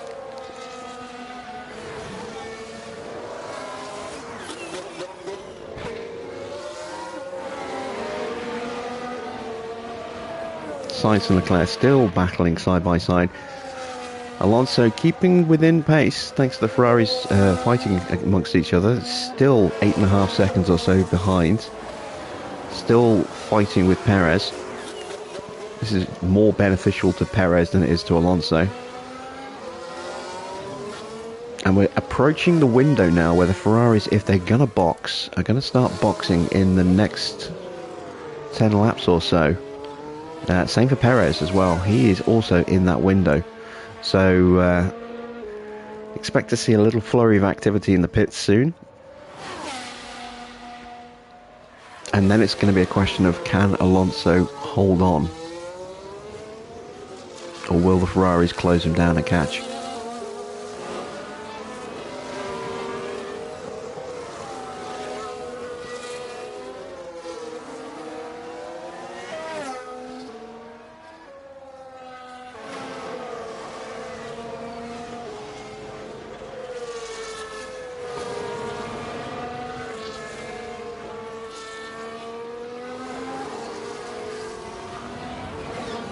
Right, I am going to get a drink. I should be back in just a second.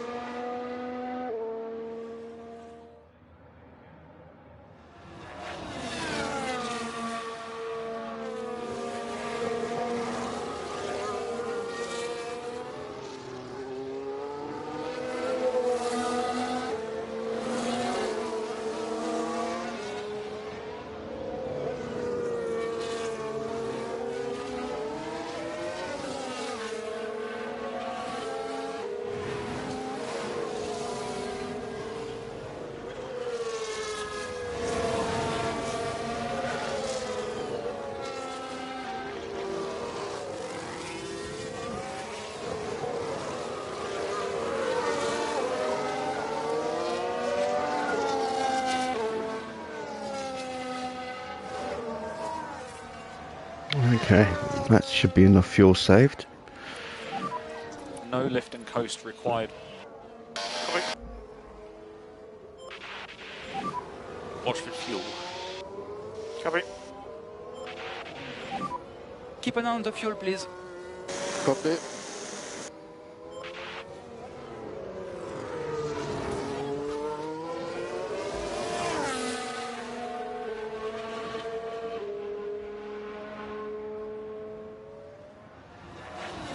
Alonso's actually closing on the Ferraris now. Just a little bit. Those tyres are starting to wear away for Sainz and Leclerc. There's even a possibility that Perez might get dropped in the next few laps. So Alonso currently looking good for trying to get that third spot on the podium.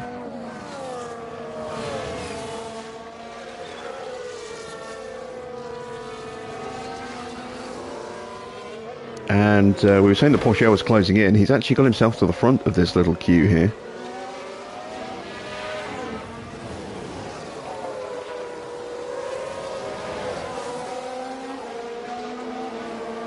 The Alfa Romeo is working very well this weekend.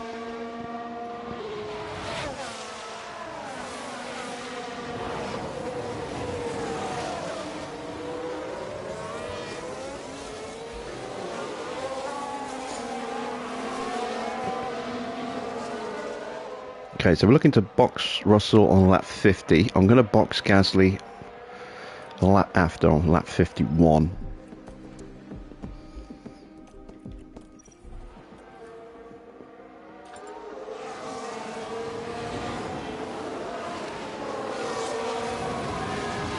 Gasly's now within DRS range. He has caught them up. And you can see how much our pace has dropped off now we've put them onto conserve mode. Again, we're still comfortably faster than the Ferraris. We're just protecting the engines now.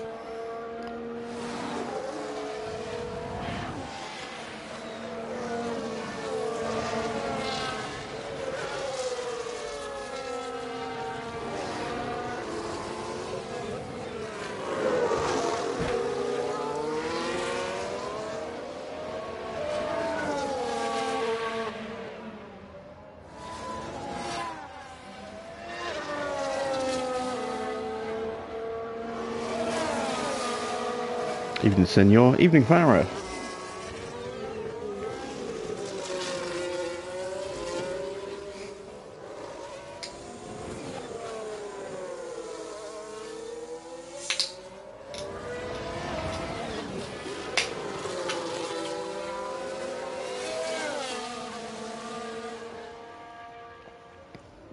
Alright, here comes Gasly for the overtake.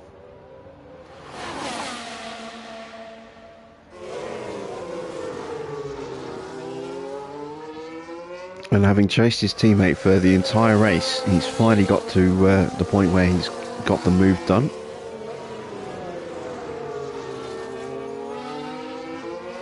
Now, Cameras will stay with him.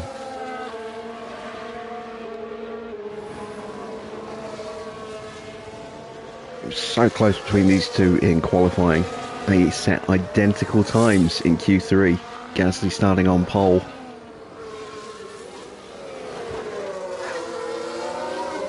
George beating him into the first corner.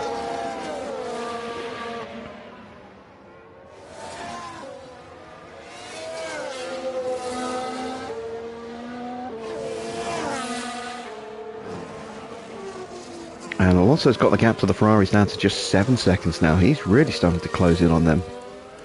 Let's see, he was lapping a second faster last time round than Leclerc.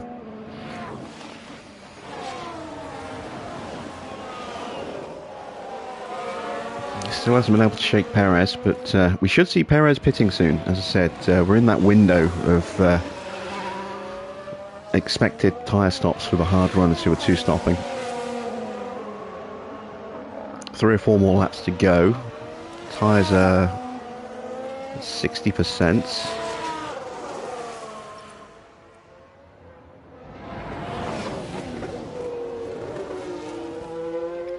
Perez is going to be one of the first to make that pit stop, I think. And Joe as well.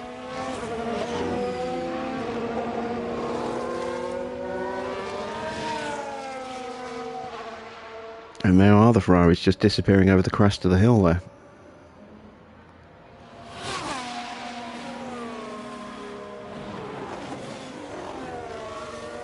And you can see Perez is barely hanging on now. It's only the DRS that's keeping him in range of Alonso. If there was no DRS, he'd have been dropped by now.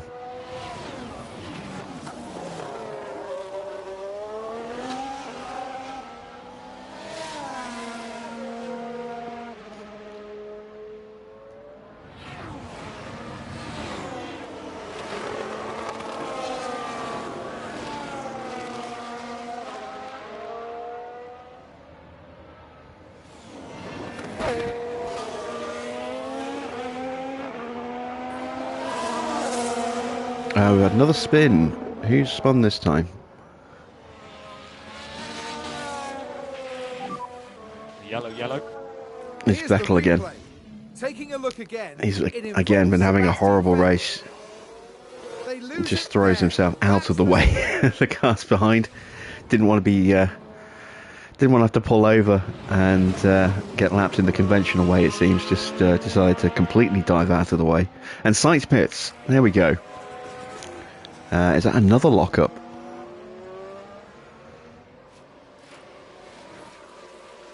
Looks like there's been a Yeah, lockup. for sure with a lockup. Okay, so the Ferrari is going on to mediums, and so is Perez.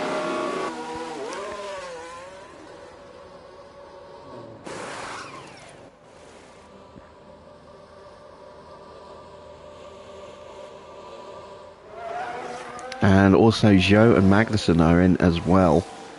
So again, these guys should be going on to mediums. We've got the Ferrari guys out for Leclerc at the end of this lap.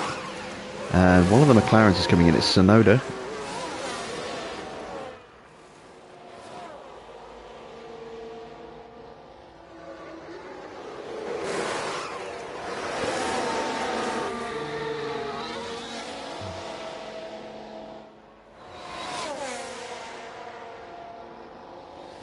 There's the Ferrari mechanics, the only ones in the pit lane right now.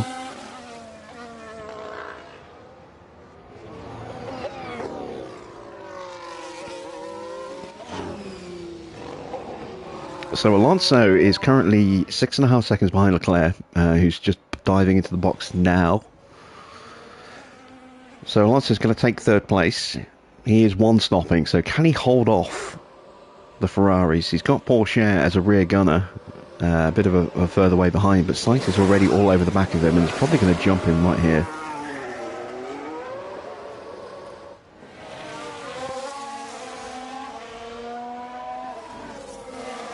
But can Porsche get ahead of Leclerc here? I think he can just.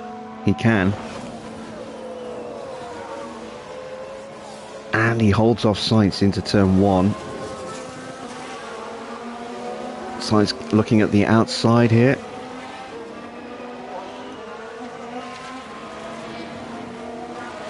And Sainz is through. So he did help Alonso a little bit, but Sainz now just 11 seconds to get that podium. Can Alonso hold off? He's going to be a hell of an ask. That Ferrari's going to be mighty quick compared to him now. And can Porsche stay with him? That's going to be a tough ask as well.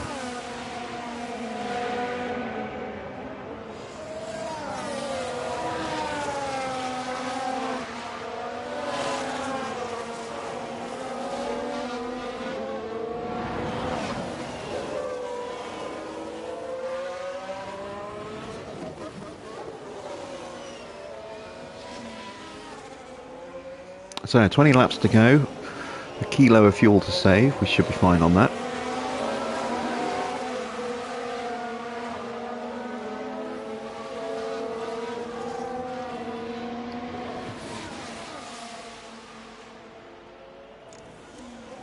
And Sainz a second faster than Alonso on that lap, although that was with DRS. So this will be the crucial lap to see what kind of pace Sainz has got now that he's got track position. You can see Leclerc all over the back of Porsche. I think Porsche might get dropped through this lap here.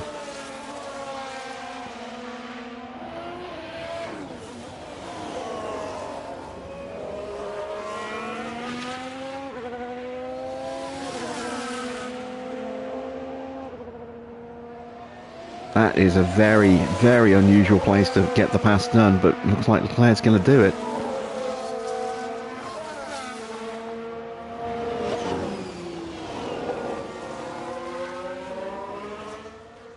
And that'll help Porsche, because he is out of DRS of Sainz.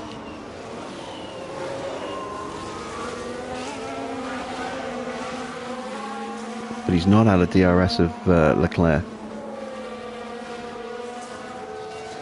So that will keep him in touch for another lap. That is the pace difference between Sainz and Alonso. 0.7 of a second.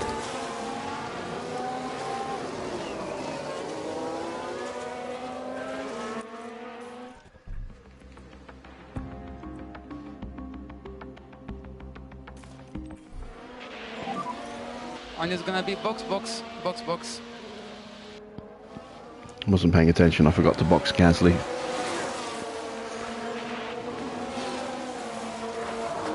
Too carried away with the Porsche Ferrari battle.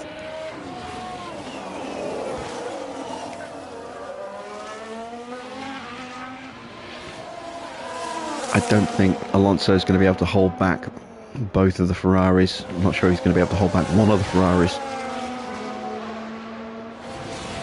And Leclerc can't, Porsche can't keep with Leclerc here, so he's about to get dropped.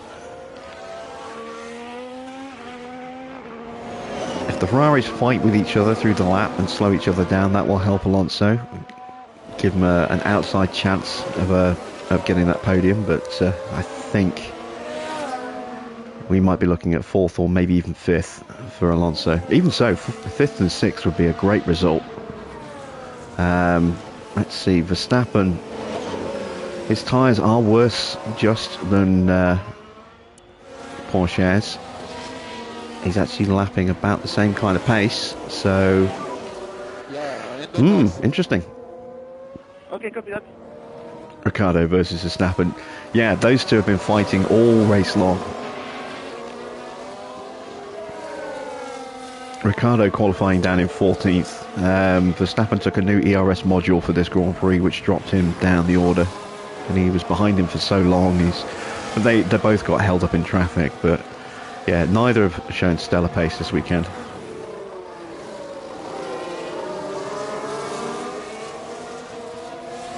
You got your car mechanics in Platinum. Initially enjoyed it, but way too much of a grind. That was my takeaway from that game entirely. Yeah, exactly that. You know, I really enjoyed it to start with, but it became so grindy in the end. To the point where I didn't want to play the game ever again. And I haven't. I don't even have it on my hard drive anymore. And I've got a lot of stuff on my hard drive that I haven't played in a couple of years, but, you know, might someday go back to. That's not one of them. So I really enjoyed it. I especially love building engines from scratch. You know, just taking out an old engine and completely rebuilding one, or just, you know, dismantling one and selling off the spare parts, and then just building a brand new engine completely from scratch.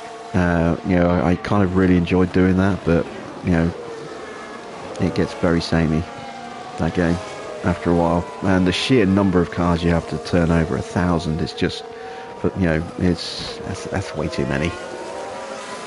Way too many.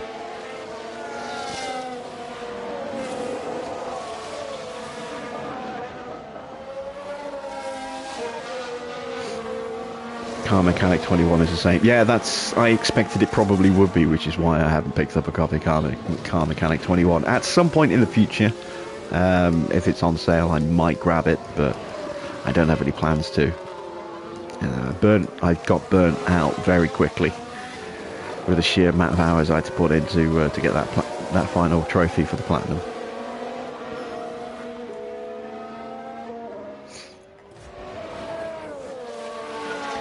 Alright, so game on between our two drivers again. 1:18.6 for Russell is not the fastest lap. Interesting. Let's get both of our drivers to go full attack for a lap, just to make sure we get the fastest lap. Let's say full attack. This is full attack for us. This is what we need to do. Okay, we need some deploy. Yeah. There we go. A 1:18.1, a 1:17.8. Very good lap. It's not enough. I want to go faster.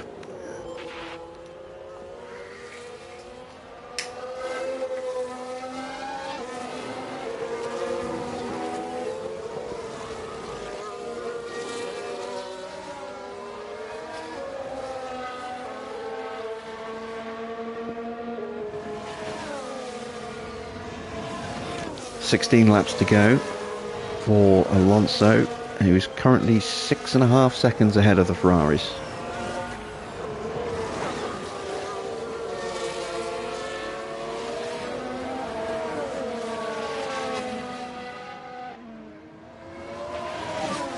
Watch for fuel. Copy. Keep an eye on the fuel, please. Copy. That's a lot of platinums. I'm quite happy with my 50 something. I think I got 51, maybe 52. quite happy with those.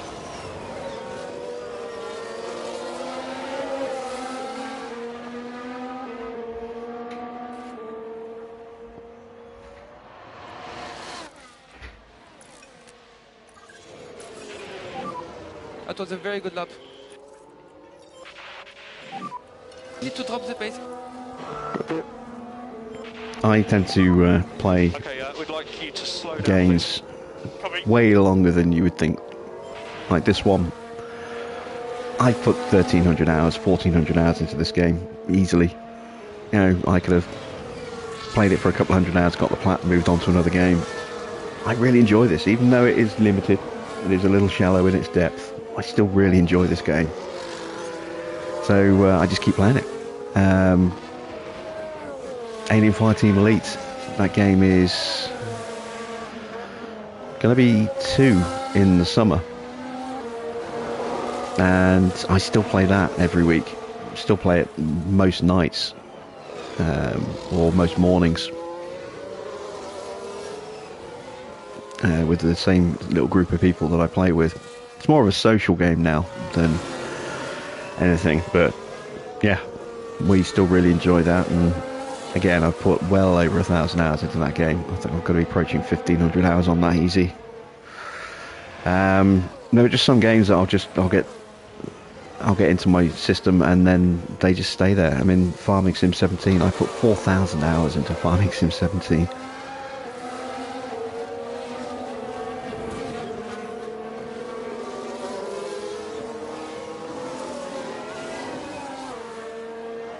I find a game that I enjoy, and that just becomes pretty much the only game I play for a very long time.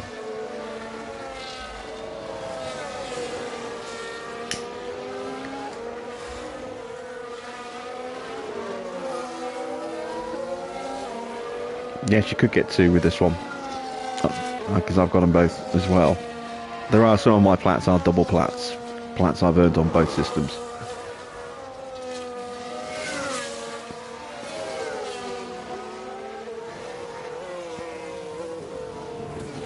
But I don't see anything wrong with that. Right, let's keep an eye on Alonso. The gap is coming down. He's lapping a second a lap slower at the moment. There's the difference in tyres. There are the Ferraris. I don't think he's going to be able to hold them off.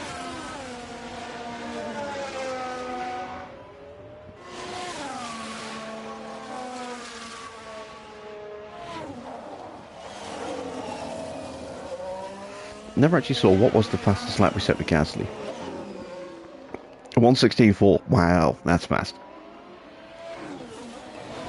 That's very fast.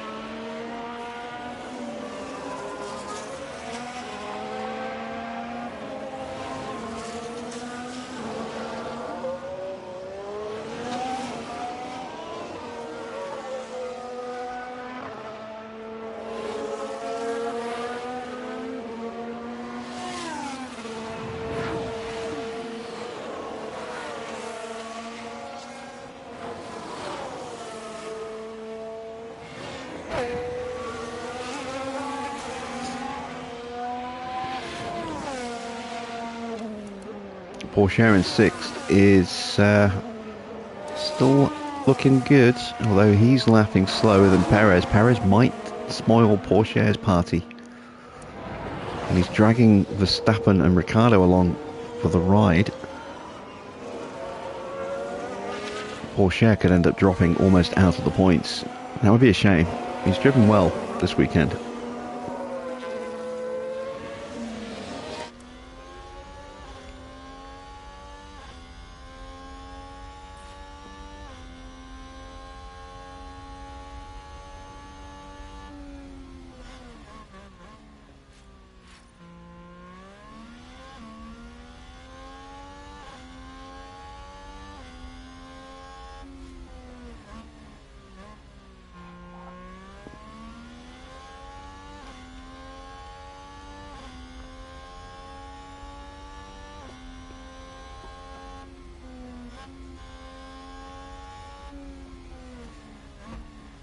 And Albon pits.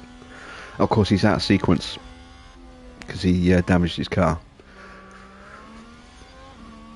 He's got to be going soft then, surely.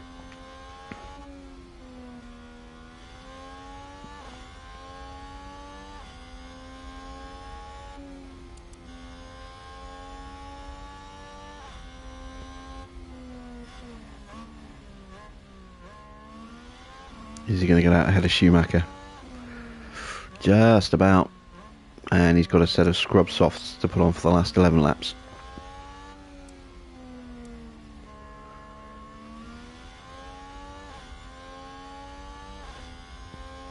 And the Ferraris are getting ever closer. Perez has dropped Verstappen. So that's good news for Porsche. Because Verstappen is not going to be able to lap quite as fast now, I don't think. Especially if he starts scrapping with Ricciardo again.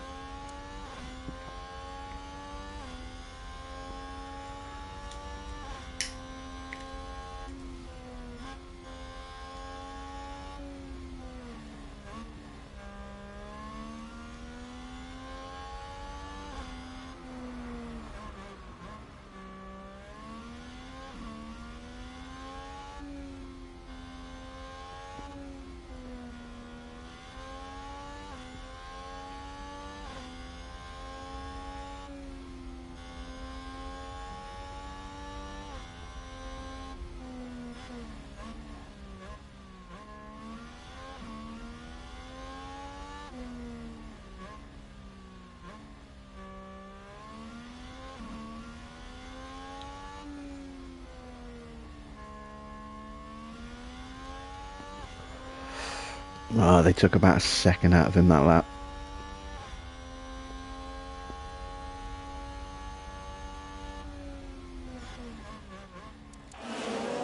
Here they come.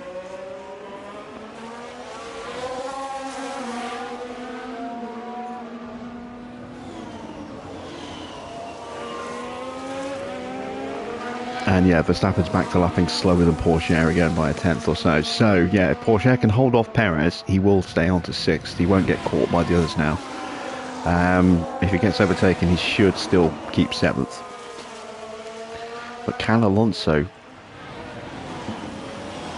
keep these two Ferraris at bay? He's got 8 more laps after this one.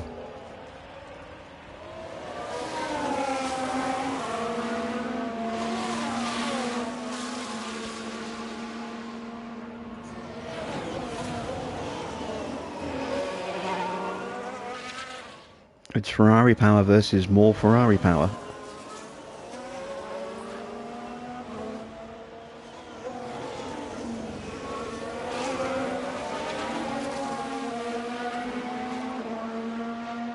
And there we go, he's going to get caught by Leclerc and possibly Sainz as well. Needs a good exit from here if he's going to try and stay with Leclerc through the lap.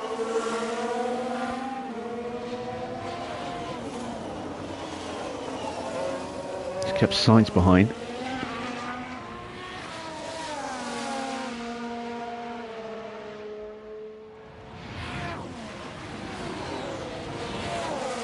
If he can stay inside 1 second, he's got a chance. If he can't stay with him, it's game over for him. If he stays in 4th between the two Ferraris, he has got that chance. But if he gets stuck behind Sainz as well, that's it. Podium's gone, and he's outside of a second. He's having to drive so defensively to hold Sainz back. It's opened up that gap too much. So Sainz is going to get picked off by Alonso. Alonso's going to get picked off by Sainz here. That's a shame.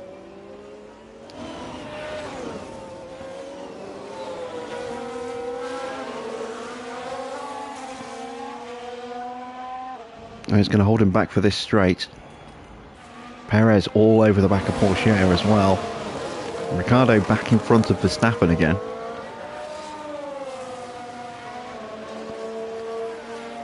Perez not getting through this lap either. Sainz going to have a lunge down the inside, and he gets him. So Alonso should be able to stay with Sainz on this lap.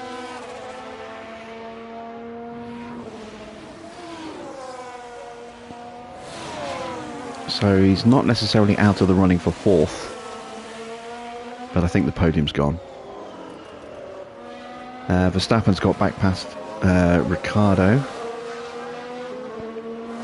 Gasly has got ahead of Russell. I missed that completely.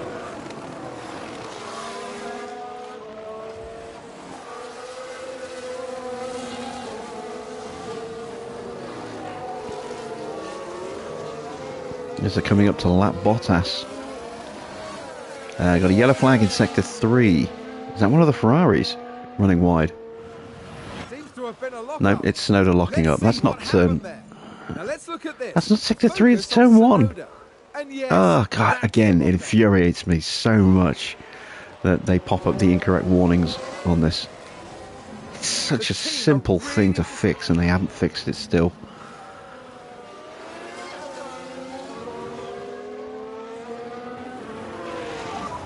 Keep an eye on the fuel, please. Copy.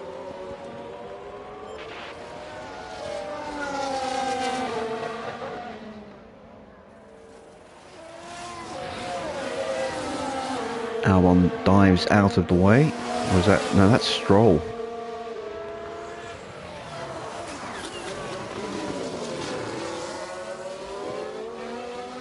Alonso has stayed with Sainz. Porsche has now been passed. So 5th and 7th, that's still a very good result for Alfa Romeo. 6 more laps. 6 more laps. Okay.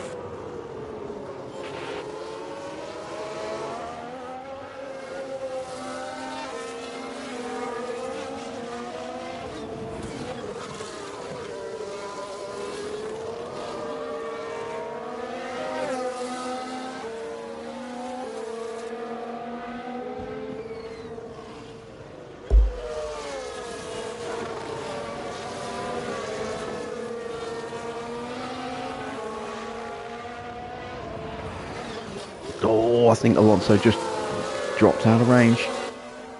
He did. That's it. Alonso's chances of 4th are gone.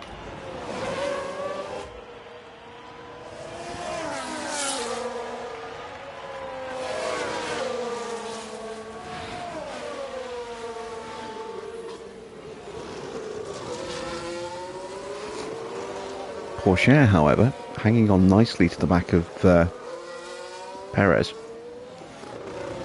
And despite being faster, Perez, I don't think has... Oh, he's not even been faster. He might be on the next lap, but he's not close enough to close down Alonso. 5 more laps. 5 more laps.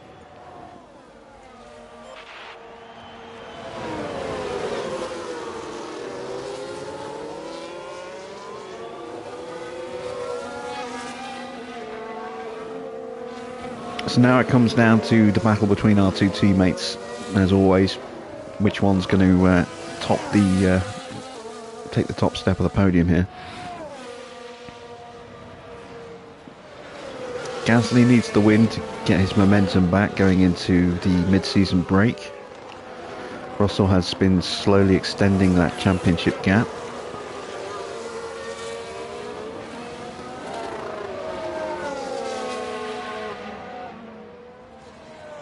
It's so evenly matched over a full race distance.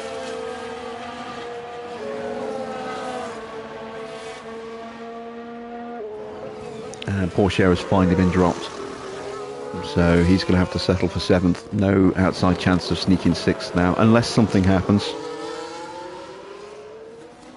Yeah, we have seen late safety cars,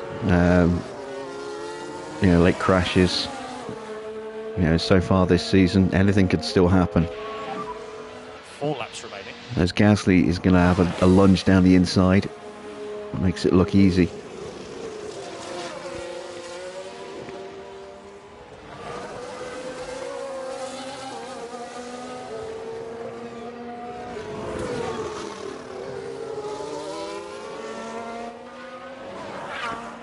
Let's watch the honey badger. for a couple of laps. Let's take a look at tyres. Very evenly matched on tyres.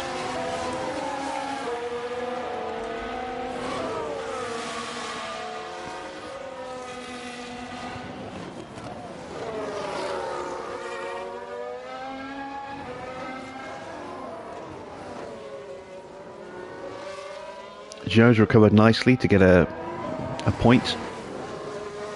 And I think he's closing in on these two. He is, by about a second a lap. Joe could possibly spoil the party here.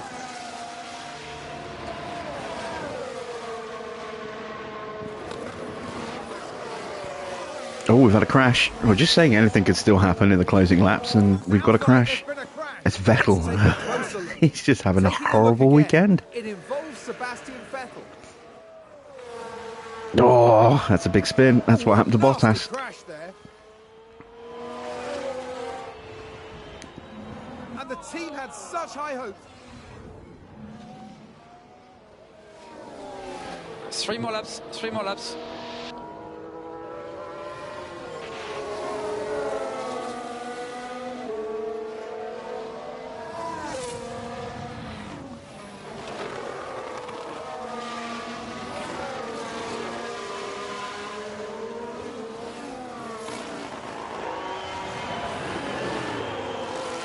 Oh, now this is interesting.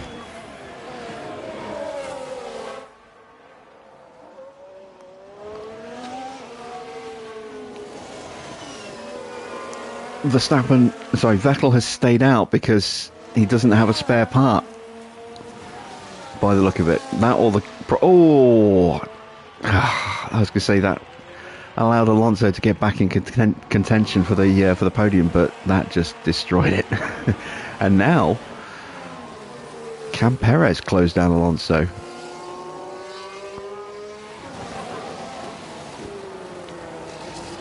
No, he can't.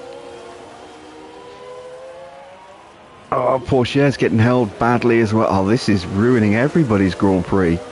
Now Pourchaire's at risk from Verstappen and Ricciardo. They both sail through. 2 laps remaining.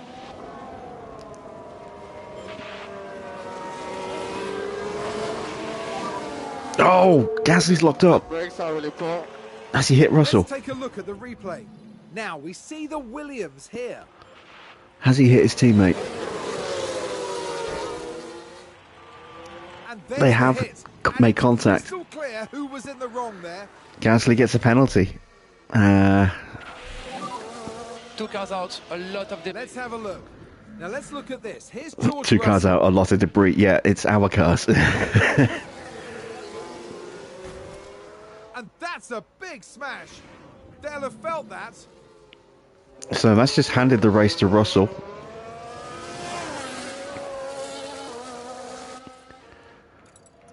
It's just minor front wing damage to Russell's car. No damage to Gasly's car. And they are still comfortably far enough ahead. Oh, and Russell's getting held. No, Gasly's getting held.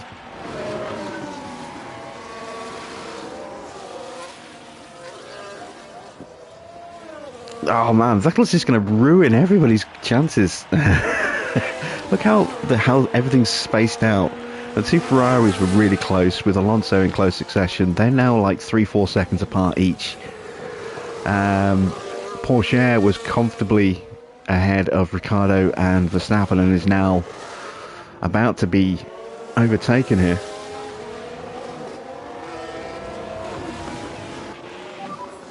Last lap now.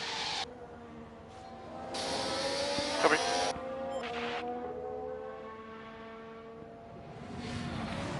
A 26-meter plough, that's a bit excessive.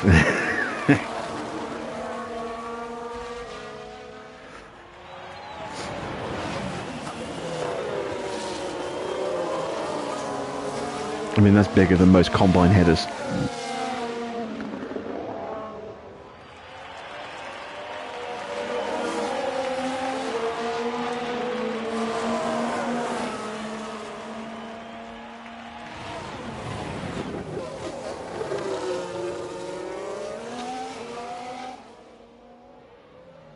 Right, where's Vettel? Vettel's about to hold up the Ferrari again.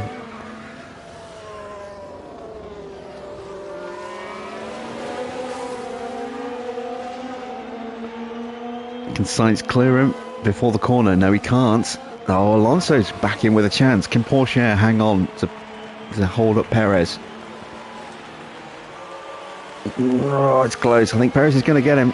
Alonso is all over the back of Sainz. We've got real drama here in the last lap. Okay, and that is the checkered flag. Russell's going to win by over 10 seconds in the end because of Gasly's penalty. Very good job. Excellent. What's going to happen here, though? Russell wins it! First over the line. We can take a look now. And there we have it. Russell finishes in first place.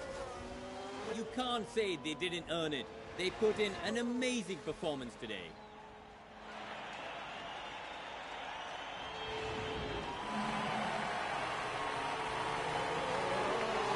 So another win for the Englishman. He's firmly cementing himself as the number one in the team. Is Alonso able to find any kind of final attack here? I don't think he is.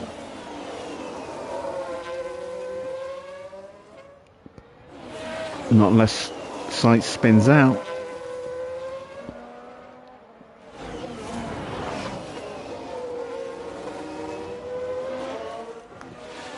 Oh, and Porsche got held up by by Vettel as well. He was all over the back of Verstappen. And it's Ricciardo who's the big loser in that. You know, he stays ninth, Porsche drops down, Verstappen claims 2 places.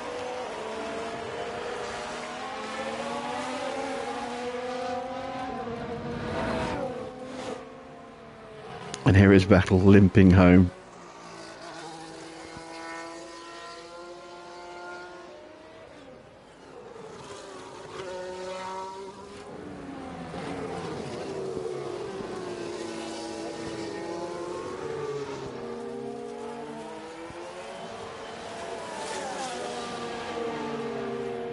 And there we go, that is all the cars across the line.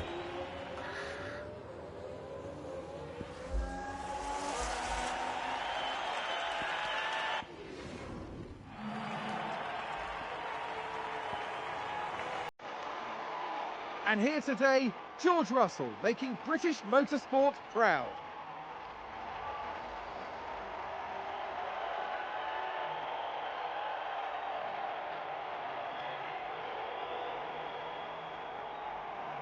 A truly well-earned podium here, and a dream come true for everyone involved.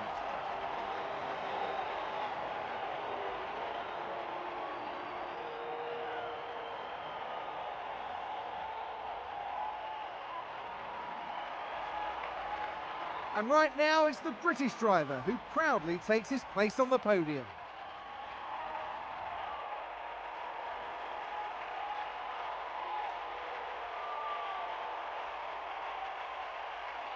It was a hard-fought contest for all 3 drivers, each one securing precious points for their team. Williams have got to be happy with their results here. This was good work.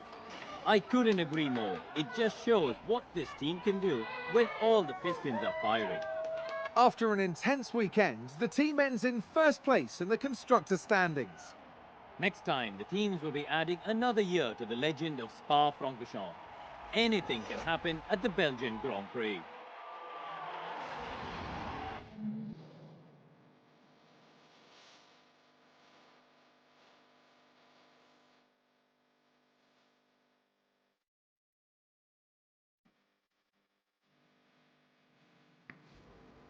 Alright, so there we go.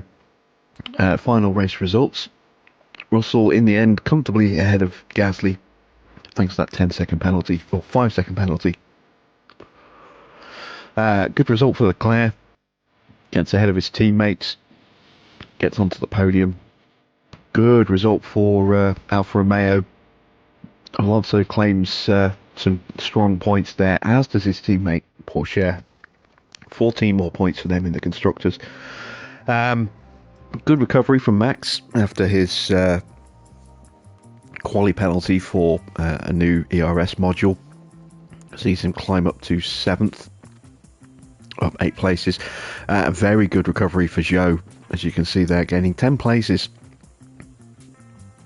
And even Ricardo as well had a decent recovery. Qualified 14th, started 12th because of the penalties for Max and Zhou, and still managed to get himself up into the points. On the other side, though, a disappointing race for Bottas. That spin when he was under pressure from the Ferraris at the start completely ruined his race. Vettel had an absolute shocker. 3 spins in the end, and badly damaging his car at the very end. And same for Albon as well. You know, his spin damaged his car, took him completely out of contention for points. He was running well in the early stages. So let's see what that does to the championships. In the drivers,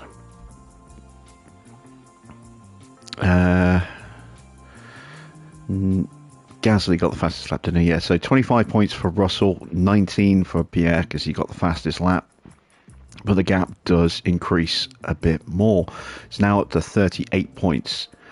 And it's looking more and more likely that George is going to win. That was his 7th of the season. Gasly's still stuck on 4 wins. What can he do to change that in the second half of the season? Well, we are going to shake things up, as I said, by doing last first for the second half of the season from Spa onwards. So that'll make things interesting, seeing how well they can cut their way through the traffic and try and get onto the leads. Leclerc jumps above Sainz. That podium gives him a 2-point advantage over his teammate now. Very, very close between those two, but they're kind of fighting between themselves for 3rd place at the moment. Max does get some points, but it's been a disappointingly inconsistent season for him. He is nowhere near where you would expect him to be. Perez getting some points. Again, he's way off where you would expect. Bottas, a disappointment for him with no points after his crash. Alonso, big points for him. Closes him in on the back of Magnussen. That extra point for Zhou really does give Aston Martin a nice little boost as well. Into the constructors, once again, a maximum haul for Williams sees us open the gap up now to 222 points.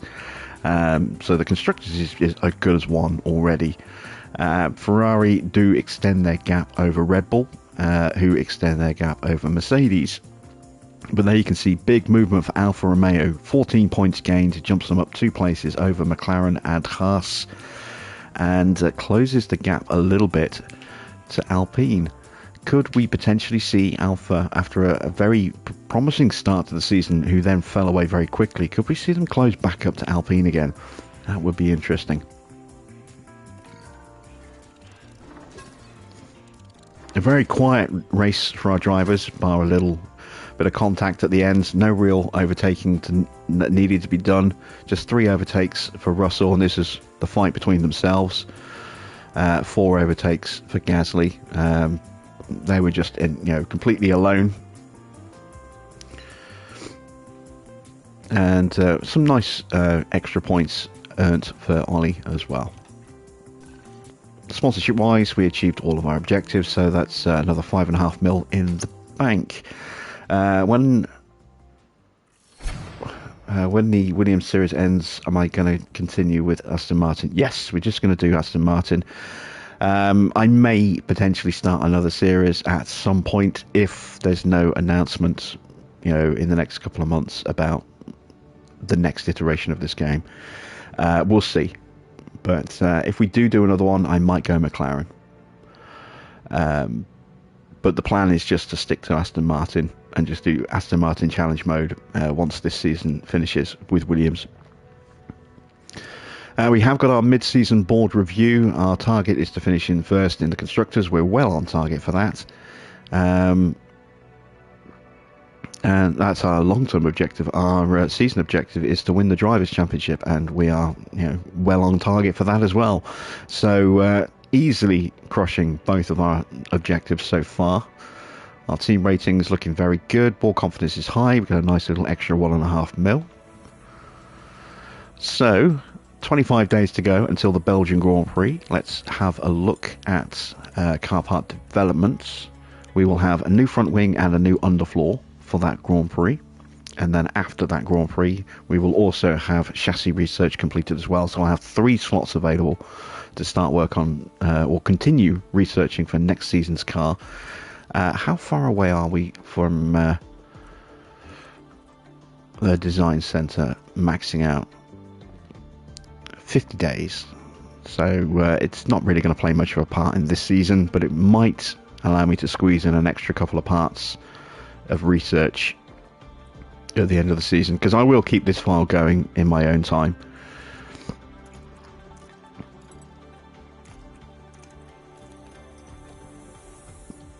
Let's check our inbox.